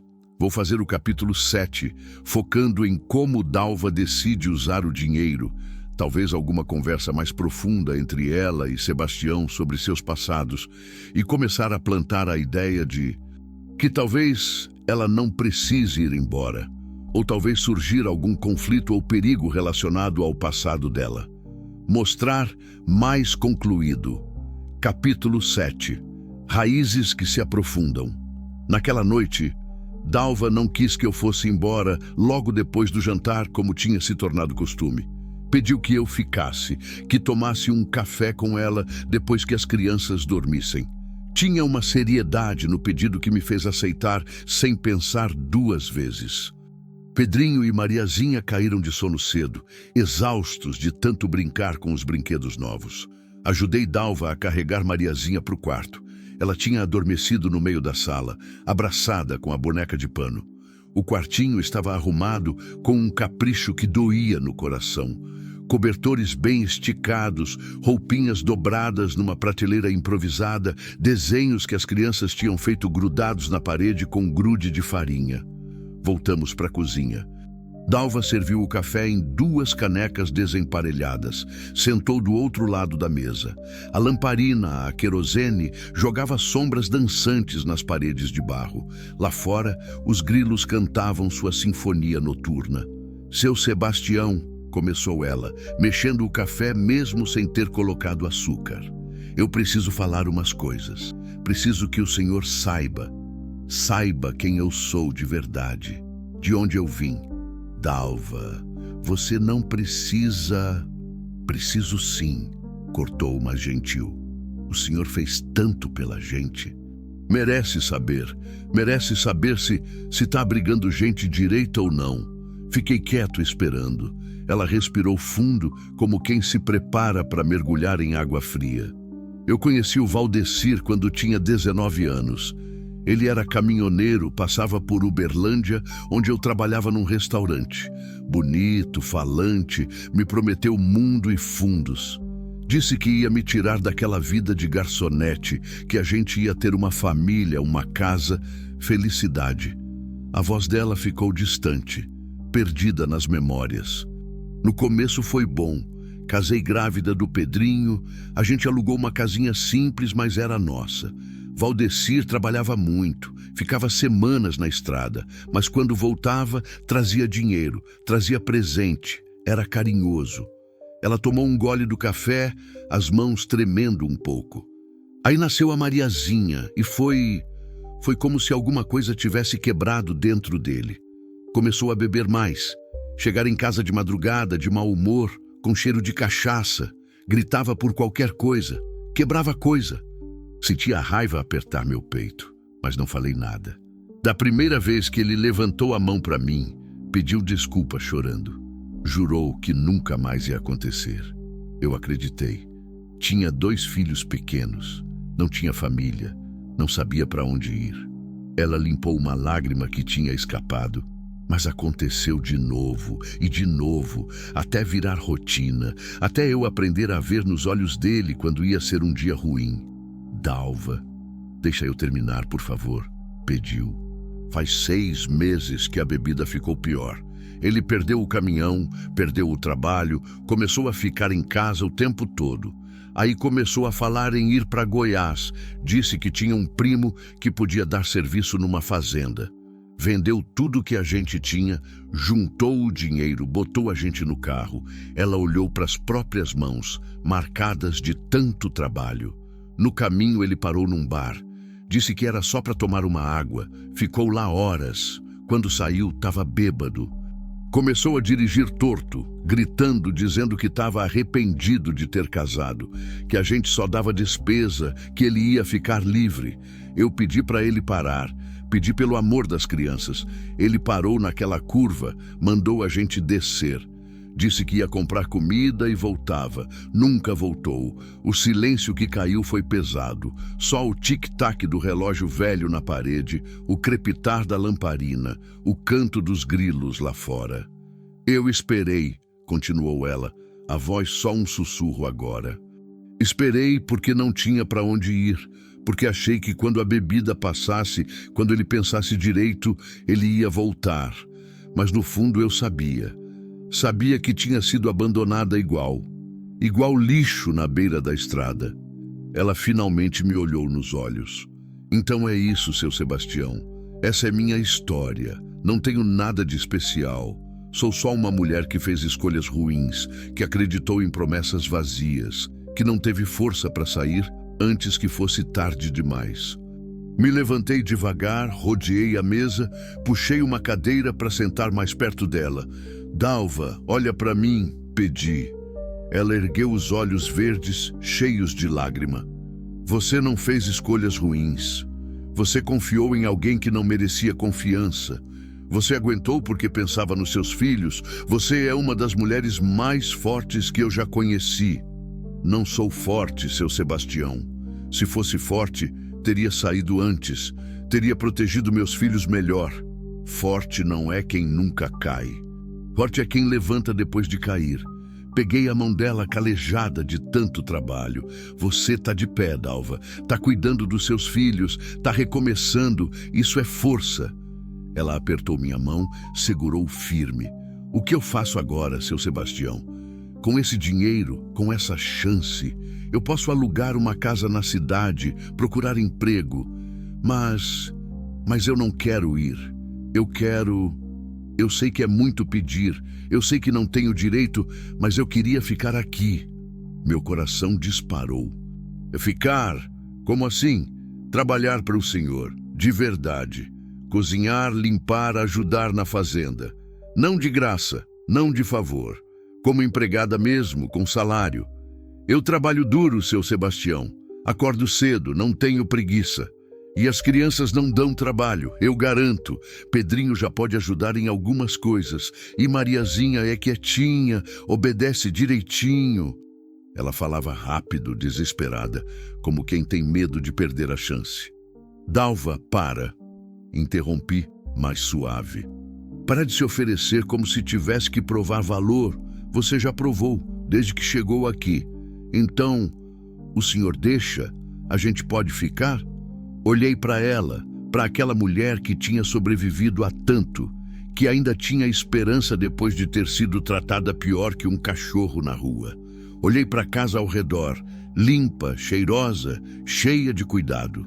Pensei nas manhãs, no curral com companhia, nos almoços que chegavam embrulhados em pano na minha varanda, no som de criança rindo que tinha voltado para a fazenda. Pensei em Marta, no que ela diria, e soube a resposta.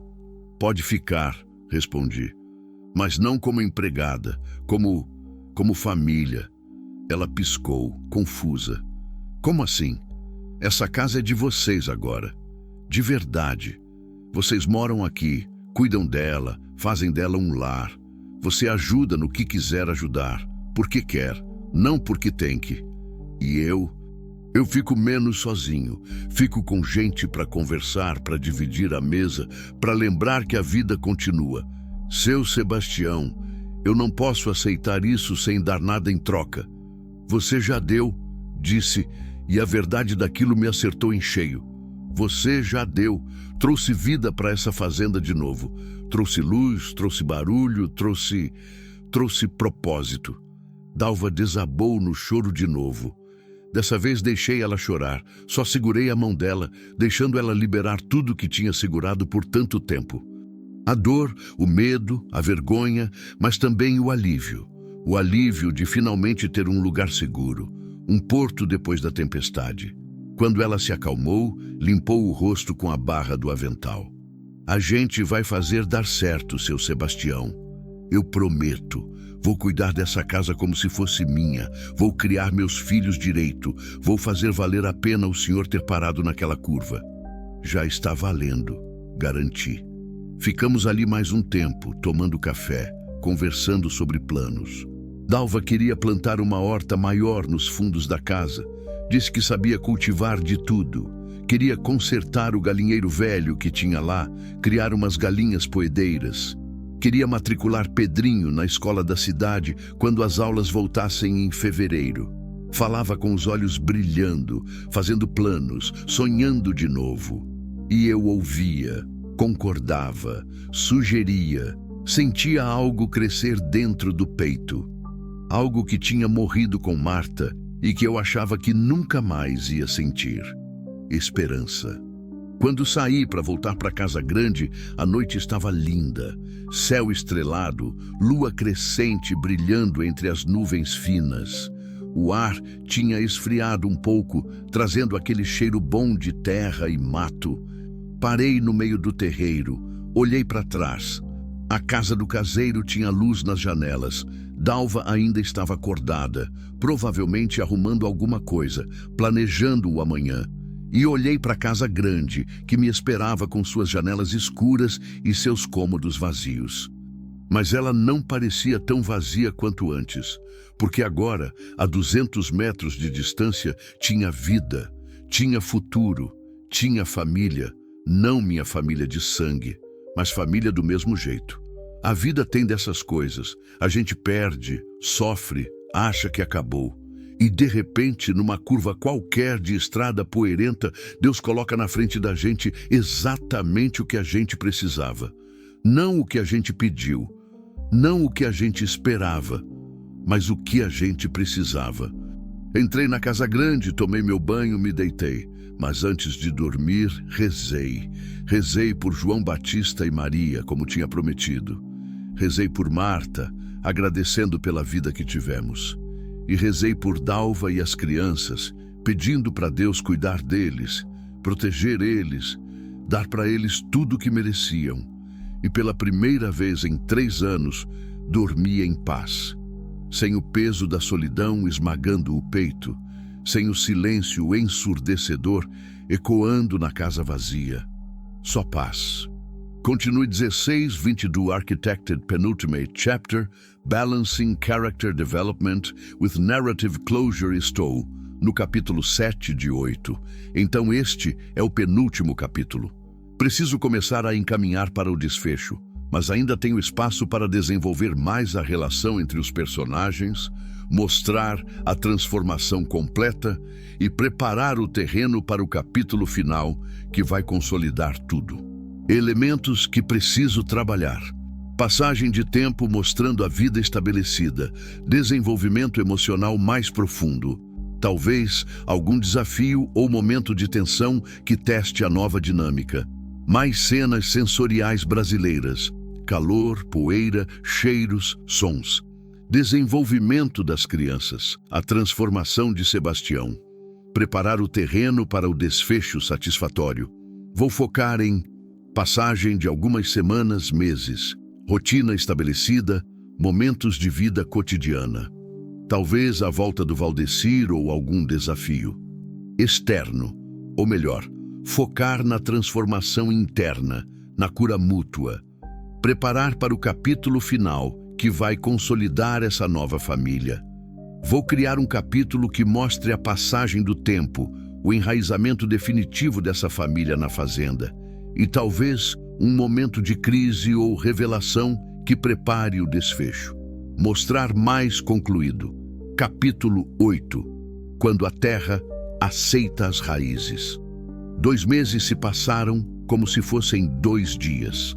Janeiro chegou trazendo as chuvas. Aquelas chuvas grossas do interior que caem de repente no meio da tarde, encharcando a terra seca, enchendo os córregos, fazendo a fazenda inteira respirar aliviada. O pasto voltou a ficar verde, as árvores explodiram em flores e o ar ficou denso com o cheiro de terra molhada e vida brotando. A fazenda tinha mudado, ou talvez eu que tinha mudado, não sei, mas tudo parecia diferente agora. A horta nos fundos da casa do caseiro tinha se transformado. Dalva trabalhava nela toda manhã, depois da ordenha, e agora tinha fileiras organizadas de alface, tomate, couve, cenoura, beterraba. Ela tinha jeito com planta, Dizia que tinha aprendido com a avó. Tudo que ela tocava crescia forte e bonito. O galinheiro velho tinha sido reformado.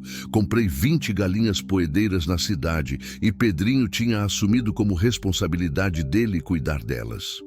Todo dia de manhã, antes mesmo do sol nascer direito, ele já estava lá, jogando milho, trocando a água, recolhendo os ovos com um cuidado que enchia meu peito de orgulho. Mariazinha tinha se apegado às vacas, principalmente à Estrela, que era a mais mansa. Eu tinha feito um banquinho baixinho especial para ela e de vez em quando deixava ela me ajudar na ordenha. As mãozinhas pequenas mal conseguiam segurar a teta direito, mas ela ficava tão feliz quando via o leite jorrar no balde que eu deixava ela tentar. E Dalva tinha florescido. Não tinha outro jeito de descrever. Ela tinha engordado uns quilinhos, o rosto tinha ganhado cor, os olhos não tinham mais aquele cansaço profundo que carregava quando a encontrei. Sorria mais. Ria das bobagens que Pedrinho falava. Cantarolava enquanto cozinhava. Ela tinha comprado roupas novas com o dinheiro de João Batista. Nada caro, só o necessário. Roupas para as crianças, umas blusas para ela, um par de sapatos fechados para trabalhar. Mas tinha guardado a maior parte. Disse que era para emergência, para matricular Pedrinho na escola em fevereiro, para ter uma segurança caso algo acontecesse. Eu tinha tentado convencer ela a gastar mais consigo mesma, mas ela era teimosa. Dizia que já tinha tudo o que precisava: teto, comida, segurança. O resto era luxo. As refeições tinham virado tradição. Todo dia, almoço e jantar, a gente comia junto. Às vezes na casa do caseiro, às vezes eu insistia e traziam tudo para a casa grande. A mesa, que antes acumulava poeira, agora tinha toalha xadrez que Dalva tinha costurado, tinha flores do mato que Mariazinha colhia, tinha risada e conversa. Naquela tarde de janeiro, eu estava consertando uma cerca no pasto do fundo quando vi a caminhonete levantando poeira na estrada. Não estava esperando visita. Estreitei os olhos tentando identificar. Quando chegou mais perto, reconheci. Era meu filho, o Rafael, o do meio, que morava no sul. Larguei as ferramentas, fui caminhando para o terreiro. Rafael desceu da caminhonete com aquele jeito apressado dele, sempre parecendo estar atrasado para alguma coisa, mas sorriu quando me viu. "Pai!" abraçou forte. "Que saudade! Que surpresa, filho!" Abracei de volta, sentindo aquela mistura de alegria e apreensão. Visita inesperada sempre me deixava nervoso. "Tá tudo bem? A família?" "Tá tudo ótimo. Eu que estava com saudade, resolvi dar uma passada. Tenho reunião em Goiânia amanhã. Pensei em dormir aqui hoje, se não tiver problema." "Problema nenhum. Sua cama está sempre pronta." A gente entrou na casa grande, tomei café com ele, conversamos sobre o trabalho, sobre a esposa dele, os netos que eu via só em foto de celular. Ele perguntou da fazenda, se eu estava cuidando direito da saúde, se não estava muito sozinho. "Mas sozinho não", falei, e algo no meu tom fez ele me olhar diferente. "Como assim?" Respirei fundo. Ia ter que contar, e não sabia como ele ia reagir. "Tem gente morando na casa do caseiro, uma família que eu acolhi uns meses atrás." Rafael franziu a testa. "Que família? Você contratou caseiro novo?" "Não é bem assim, é complicado." Contei a história toda. A curva na estrada, Dalva e as crianças abandonadas, a decisão de trazer eles para a fazenda, o dinheiro de João Batista, tudo. Rafael foi ficando cada vez mais sério conforme eu falava. Quando terminei, ele ficou em silêncio por um tempo longo. Depois levantou, caminhou até a janela, ficou olhando para o terreiro. "Pai", começou, e eu já conhecia aquele tom. "O senhor não conhece essa mulher? Não sabe nada sobre ela, sobre o passado dela, e trouxe para morar aqui na fazenda, assim do nada?" "Ela precisava de ajuda, Rafael. Muita gente precisa de ajuda, pai. Mas isso não significa que a gente tem que abrigar estranho dentro da propriedade. E se ela tiver má intenção, E se estiver de olho na herança? O senhor já pensou nisso? Senti a raiva subir. Dalva não é assim. Ela é honesta, trabalhadora, só quer cuidar dos filhos em paz. É o que ela diz, retrucou Rafael. Pai, eu entendo que o senhor está sozinho desde que a mãe morreu. Entendo que é difícil, mas ficar enchendo a casa de estranho não é a solução. O senhor precisa ter cuidado. Não são estranhos, falei, a voz mais dura que eu queria. Faz 2 meses que eles estão aqui. Eu conheço eles, confio neles. 2 meses, repetiu Rafael incrédulo. Pai, o senhor conhece essa mulher faz 2 meses e já está falando como se fosse família. E as palavras saíram antes de eu pensar. É família, sim. Pode não ser de sangue, mas é família. Rafael me olhou como se não me conhecesse. Pai, o senhor tá se envolvendo demais. Isso não é saudável. O senhor precisa superar a morte da mãe, não substituir ela com a primeira pessoa que aparece. Aquilo doeu. Doeu porque tinha uma verdade ali. Uma verdade que eu não queria encarar. Mas também doeu porque estava errado. Completamente errado. Eu não estou substituindo sua mãe, disse devagar, tentando manter a calma. Ninguém nunca vai substituir ela. Mas, Rafael, eu estava morrendo de solidão. Estava virando uma sombra, só trabalhando e esperando o dia passar. Eles me deram vida de novo. Me lembraram porque vale a pena acordar de manhã. Pai, deixa eu terminar, interrompi. Eu sei que você se preocupa, sei que os 3 se preocupam. Vocês ligam todo mês, perguntam se estou bem. Mas nenhum de vocês vem aqui. Nenhum de vocês larga a vida de vocês para ficar com o velho. E tá tudo bem, eu não culpo vocês. Mas também não vem agora dizer que eu não posso achar companhia do jeito que aparecer. Rafael abriu a boca, fechou de novo. Ele sabia que eu tinha razão. Eu só quero que o senhor tome cuidado, disse por fim, a voz mais suave. Proteja o senhor mesmo. Proteja o que é seu. Eu tô me protegendo, garanti. Pela primeira vez em 3 anos, eu tô me protegendo da solidão que mata mais devagar que qualquer doença. A conversa morreu ali. Rafael foi tomar banho, disse que estava cansado da viagem. Fiquei na varanda, olhando o sol descer, pensando. Será que ele tinha razão? Será que eu estava sendo ingênuo, se apegando rápido demais? Será que Dalva? Não. Parei o pensamento antes de crescer. Conhecia a Dalva. Via ela todo dia, trabalhando duro, cuidando dos filhos com amor, nunca pedindo nada além do necessário. Ela não era oportunista, ela era sobrevivente. Na hora do jantar, Dalva apareceu na varanda da casa grande com uma panela na mão. Seu Sebastião, trouxe a comida. Fiz galinhada, pensei que... Ela parou quando viu Rafael saindo de dentro da casa. Rafael olhou para ela, avaliando. Dalva ficou sem graça, segurando a panela. Dalva, esse é meu filho Rafael, apresentei. Rafael, essa é a Dalva. E ali vem o Pedrinho e a Mariazinha. As crianças tinham aparecido atrás da mãe, curiosas com o carro diferente no terreiro. Pedrinho olhava para Rafael com aquele jeito desconfiado que criança tem com estranho. Mariazinha se escondia atrás da saia da mãe. Tá, prazer, disse Rafael, educado, mas frio. Prazer, senhor, respondeu Dalva, voz baixa. Eu não sabia que tinha visita. Se eu soubesse, tinha feito mais comida. Tá perfeito assim, interrompi. Vamos comer todos juntos. Vi Rafael hesitar, mas ele não era mal educado. Sentamos todos na mesa da varanda. A galinhada de Dalva cheirava tão bem que até Rafael pareceu impressionado. Pedrinho ficou quieto, comendo sem olhar para cima. Mariazinha não tirava os olhos de Rafael, fascinada. A comida tá muito boa, disse Rafael depois de umas garfadas. E era verdade. Quem ensinou a senhora a cozinhar assim? Minha avó, senhor, respondeu Dalva. Ela dizia que comida feita com pressa não alimenta direito. Rafael assentiu. Fez algumas perguntas educadas. De onde ela era, quanto tempo estava ali e como estava se adaptando. Dalva respondia tudo com simplicidade, sem se fazer de vítima, sem exagerar. Só a verdade, simples e direta. Quando Pedrinho derrubou o copo sem querer, molhando a mesa, ele ficou branco de medo.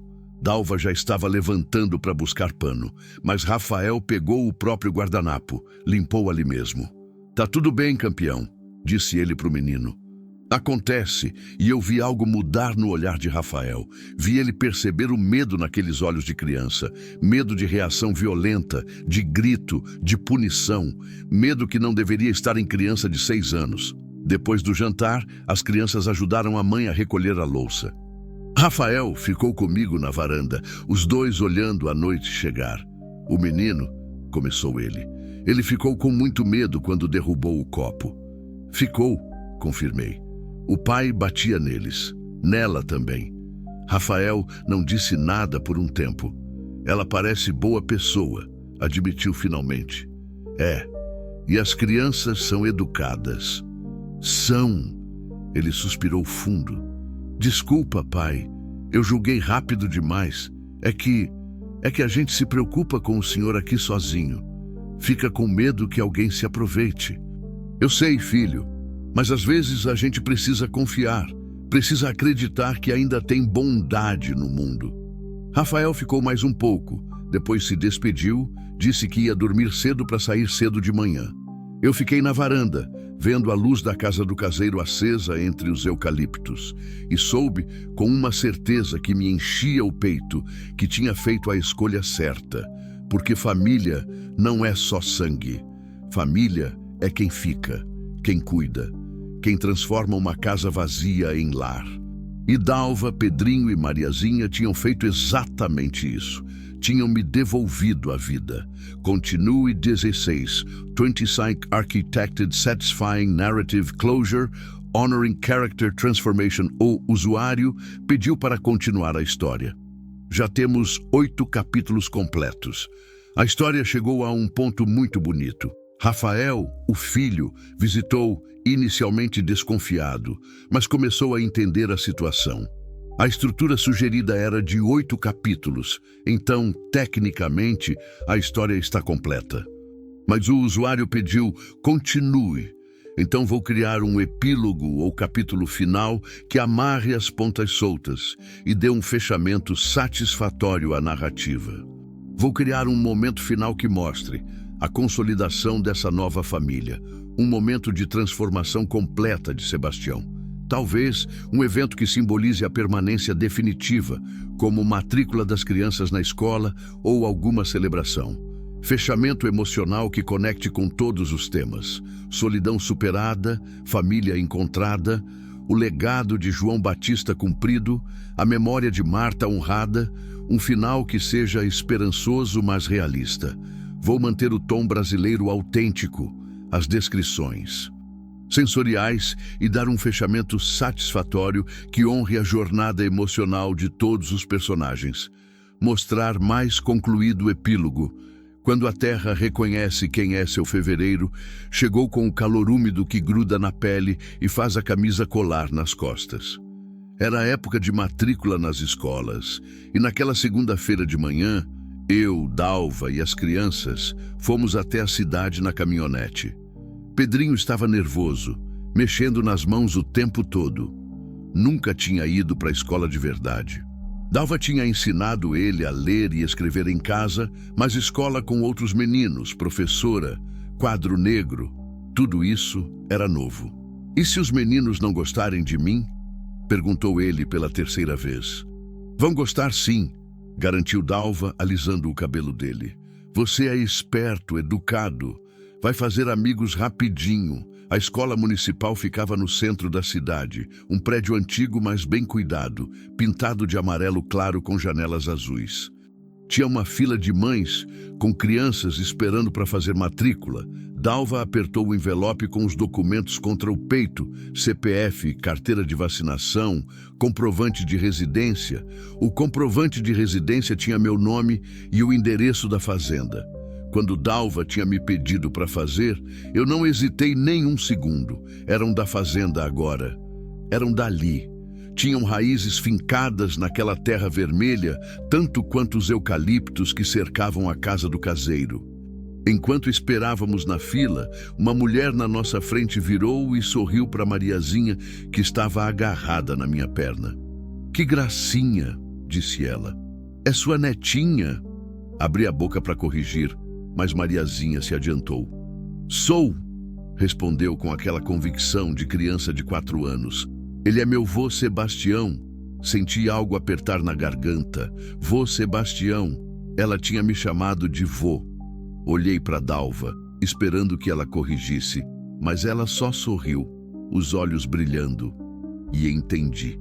Para Mariazinha, para Pedrinho, eu era isso mesmo. Era vô, era família, sangue não tinha nada a ver com isso. "Ela é linda", comentou a mulher e seguiu falando de coisas de cidade enquanto a fila andava devagar. A matrícula demorou mais de 1 hora. Papelada, perguntas, escolha de turno. Pedrinho ficou matriculado na turma do 2º ano.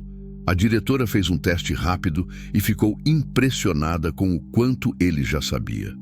Dalva tinha ensinado bem. "E as aulas começam semana que vem", informou a secretária.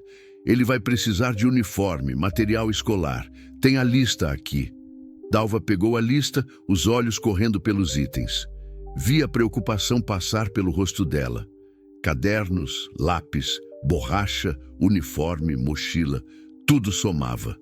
"Não se preocupa", falei baixo. "A gente compra tudo hoje mesmo. Seu Sebastião, eu tenho dinheiro. Eu sei que tem, mas deixa eu fazer isso. Deixa eu ajudar." Ela olhou para mim e deu para ver a emoção brigando com o orgulho, mas o orgulho perdeu. "Obrigada", sussurrou. Passamos o resto da manhã percorrendo as lojas. Compramos 2 uniformes completos para o Pedrinho. Ele ia precisar trocar, criança suja roupa rápido. Mochila nova com desenho de dinossauro que fez os olhos dele brilharem. Cadernos, lápis de cor, apontador, régua, tudo da lista e um pouco mais. "O Pedrinho tem que levar lanche, mãe?", perguntou Mariazinha, vendo a gente comprar lancheira térmica. "Tem sim, filha." "E eu? Quando que eu vou para a escola?" Dalva se abaixou, ficou na altura dela. "Ano que vem, meu amor. Você ainda é pequeninha, mas logo, logo você vai também. E vou levar lancheira igual do Pedrinho?" "Vai sim." Mariazinha ficou satisfeita com a promessa. "Ano que vem."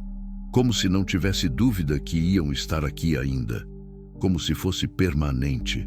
Como se fosse para sempre. Na volta para a fazenda, Pedrinho ia abraçado com a mochila no banco de trás, já planejando o que ia levar no primeiro dia.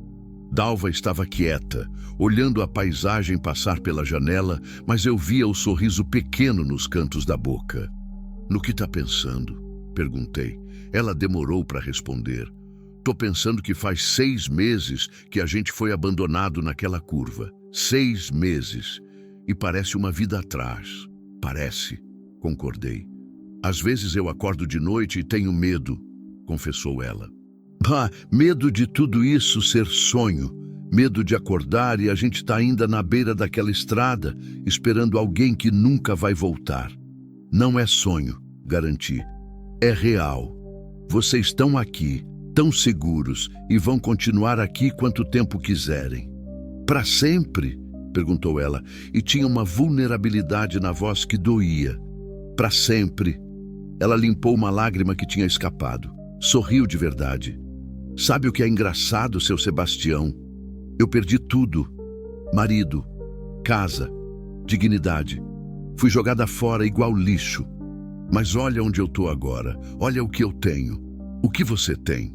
"Tenho uma casa, tenho trabalho. Tenho meus filhos estudando, comendo bem, rindo de novo. Tenho..." Ela me olhou. "Tenho o Senhor. Tenho alguém que cuida da gente, que se importa, que faz a gente sentir que tem valor. E eu estava pensando, às vezes a gente precisa perder tudo para ganhar o que realmente importa." Não respondi porque não precisava. Ela tinha razão. Eu também tinha perdido tudo quando Marta morreu. Tinha ficado vazio, oco, só cumprindo rotina. E tinha ganho de volta quando parei naquela curva, quando abri o portão da fazenda, quando deixei 3 estranhos virarem família. Chegamos na fazenda no fim da tarde. As vacas já estavam perto do curral, sabendo que estava quase na hora da ordenha. Os pássaros faziam algazarra nos eucaliptos. A casa do caseiro tinha roupa secando no varal, balançando na brisa. Lar. Aquilo era lar. Naquela noite, depois do jantar, sentamos todos na varanda da casa grande. Tinha virado costume nos fins de semana. Eu trazia a viola velha que não tocava faz anos, e a gente ficava ali, conversando, vendo as estrelas, deixando o tempo passar devagar. Pedrinho tinha adormecido encostado em mim, cansado da agitação do dia. Mariazinha estava no colo da mãe, quase dormindo também. Dalva cantarolava baixinho, uma cantiga de ninar que a avó dela costumava cantar. Olhei para aquela cena, as crianças, Dalva, a noite estrelada, a fazenda quieta ao redor, e senti uma paz que não sentia fazia anos. Seu Sebastião, chamou Dalva baixinho para não acordar as crianças. Posso perguntar uma coisa? Pode. O senhor acha que a dona Marta ia gostar da gente? Ia aprovar? Pensei na Marta, no jeito dela de abrir a casa para qualquer um que precisasse, no jeito dela de sempre ver o melhor nas pessoas, no coração grande que não cabia no peito. Ia amar vocês, respondi com certeza. Ia fazer bolo pro Pedrinho, ia pentear o cabelo da Mariazinha, ia conversar com você na cozinha, igual 2 amigas velhas, ia dizer que eu demorei demais para encontrar vocês. Dalva sorriu, os olhos brilhando na luz fraca da varanda. Eu rezo por ela todo dia, sabia? Agradeço por ela ter criado um homem bom, por ela ter ensinado o Senhor a cuidar das pessoas. Ela era especial. E o Senhor também. Ficamos em silêncio mais um tempo. Depois, Dalva levantou devagar, carregando Mariazinha, que tinha dormido de vez. Vou colocar eles para dormir. Amanhã é dia de ordenha cedo. Deixa eu carregar o Pedrinho, ofereci. Carregamos as crianças pela casa grande, pelos quartos que antes eram vazios e agora tinham vida. Deitamos eles nas camas, tinha virado costume eles dormirem aqui nos fins de semana, dizendo que a casa grande tinha mais espaço para brincar. Dalva beijou a testa de cada um, cobriu com carinho. Ficamos ali na porta do quarto, olhando eles dormirem. Boa noite, seu Sebastião, disse ela. Boa noite, Dalva. Ela foi pro quarto que tinha virado dela quando ficavam aqui. Eu fui pro meu, mas antes de deitar, fui até a janela. Olhei pro terreiro lá embaixo. A casa do caseiro ainda tinha luz acesa. Tinha deixado uma lamparina lá para quando eles voltassem amanhã. A lua cheia iluminava tudo com aquela luz prateada que fazia a fazenda parecer mágica. E pensei em tudo que tinha acontecido desde aquela manhã em agosto. A curva na estrada, a decisão de parar, o portão abrindo, a casa do caseiro voltando à vida. João Batista e seu legado escondido na parede. Rafael aprendendo que família é mais que sangue. E Dalva, Pedrinho, Mariazinha. Minha família, não a que eu nasci, não a que eu escolhi no começo da vida, mas a que Deus colocou no meu caminho quando eu mais precisava, a que me salvou da solidão, a que me lembrou que a vida continua, que o amor continua, que sempre, sempre há razão para acordar de manhã. Deitei na cama, fechei os olhos e pela primeira vez em 3 anos não senti o peso do vazio ao meu lado, porque a casa não estava mais vazia. Meu coração não estava mais vazio. E quando o galo cantou na manhã seguinte, anunciando mais um dia, levantei sorrindo, porque tinha ordenha para fazer, café para tomar com gente na mesa, criança para levar para a escola, horta para cuidar, vida para viver. E isso, descobri, era tudo que um homem precisava. Isso e a certeza de que às vezes os melhores presentes da vida vêm embrulhados em desespero, abandonados numa curva de estrada poeirenta, esperando que alguém com coração grande o bastante pare e abra o portão. Eu tinha parado, tinha aberto o portão e tinha ganhado tudo de volta. Vim, Às vezes a gente acolhe alguém achando que está salvando uma vida e descobre que, na verdade, é a nossa que estava esperando para ser resgatada.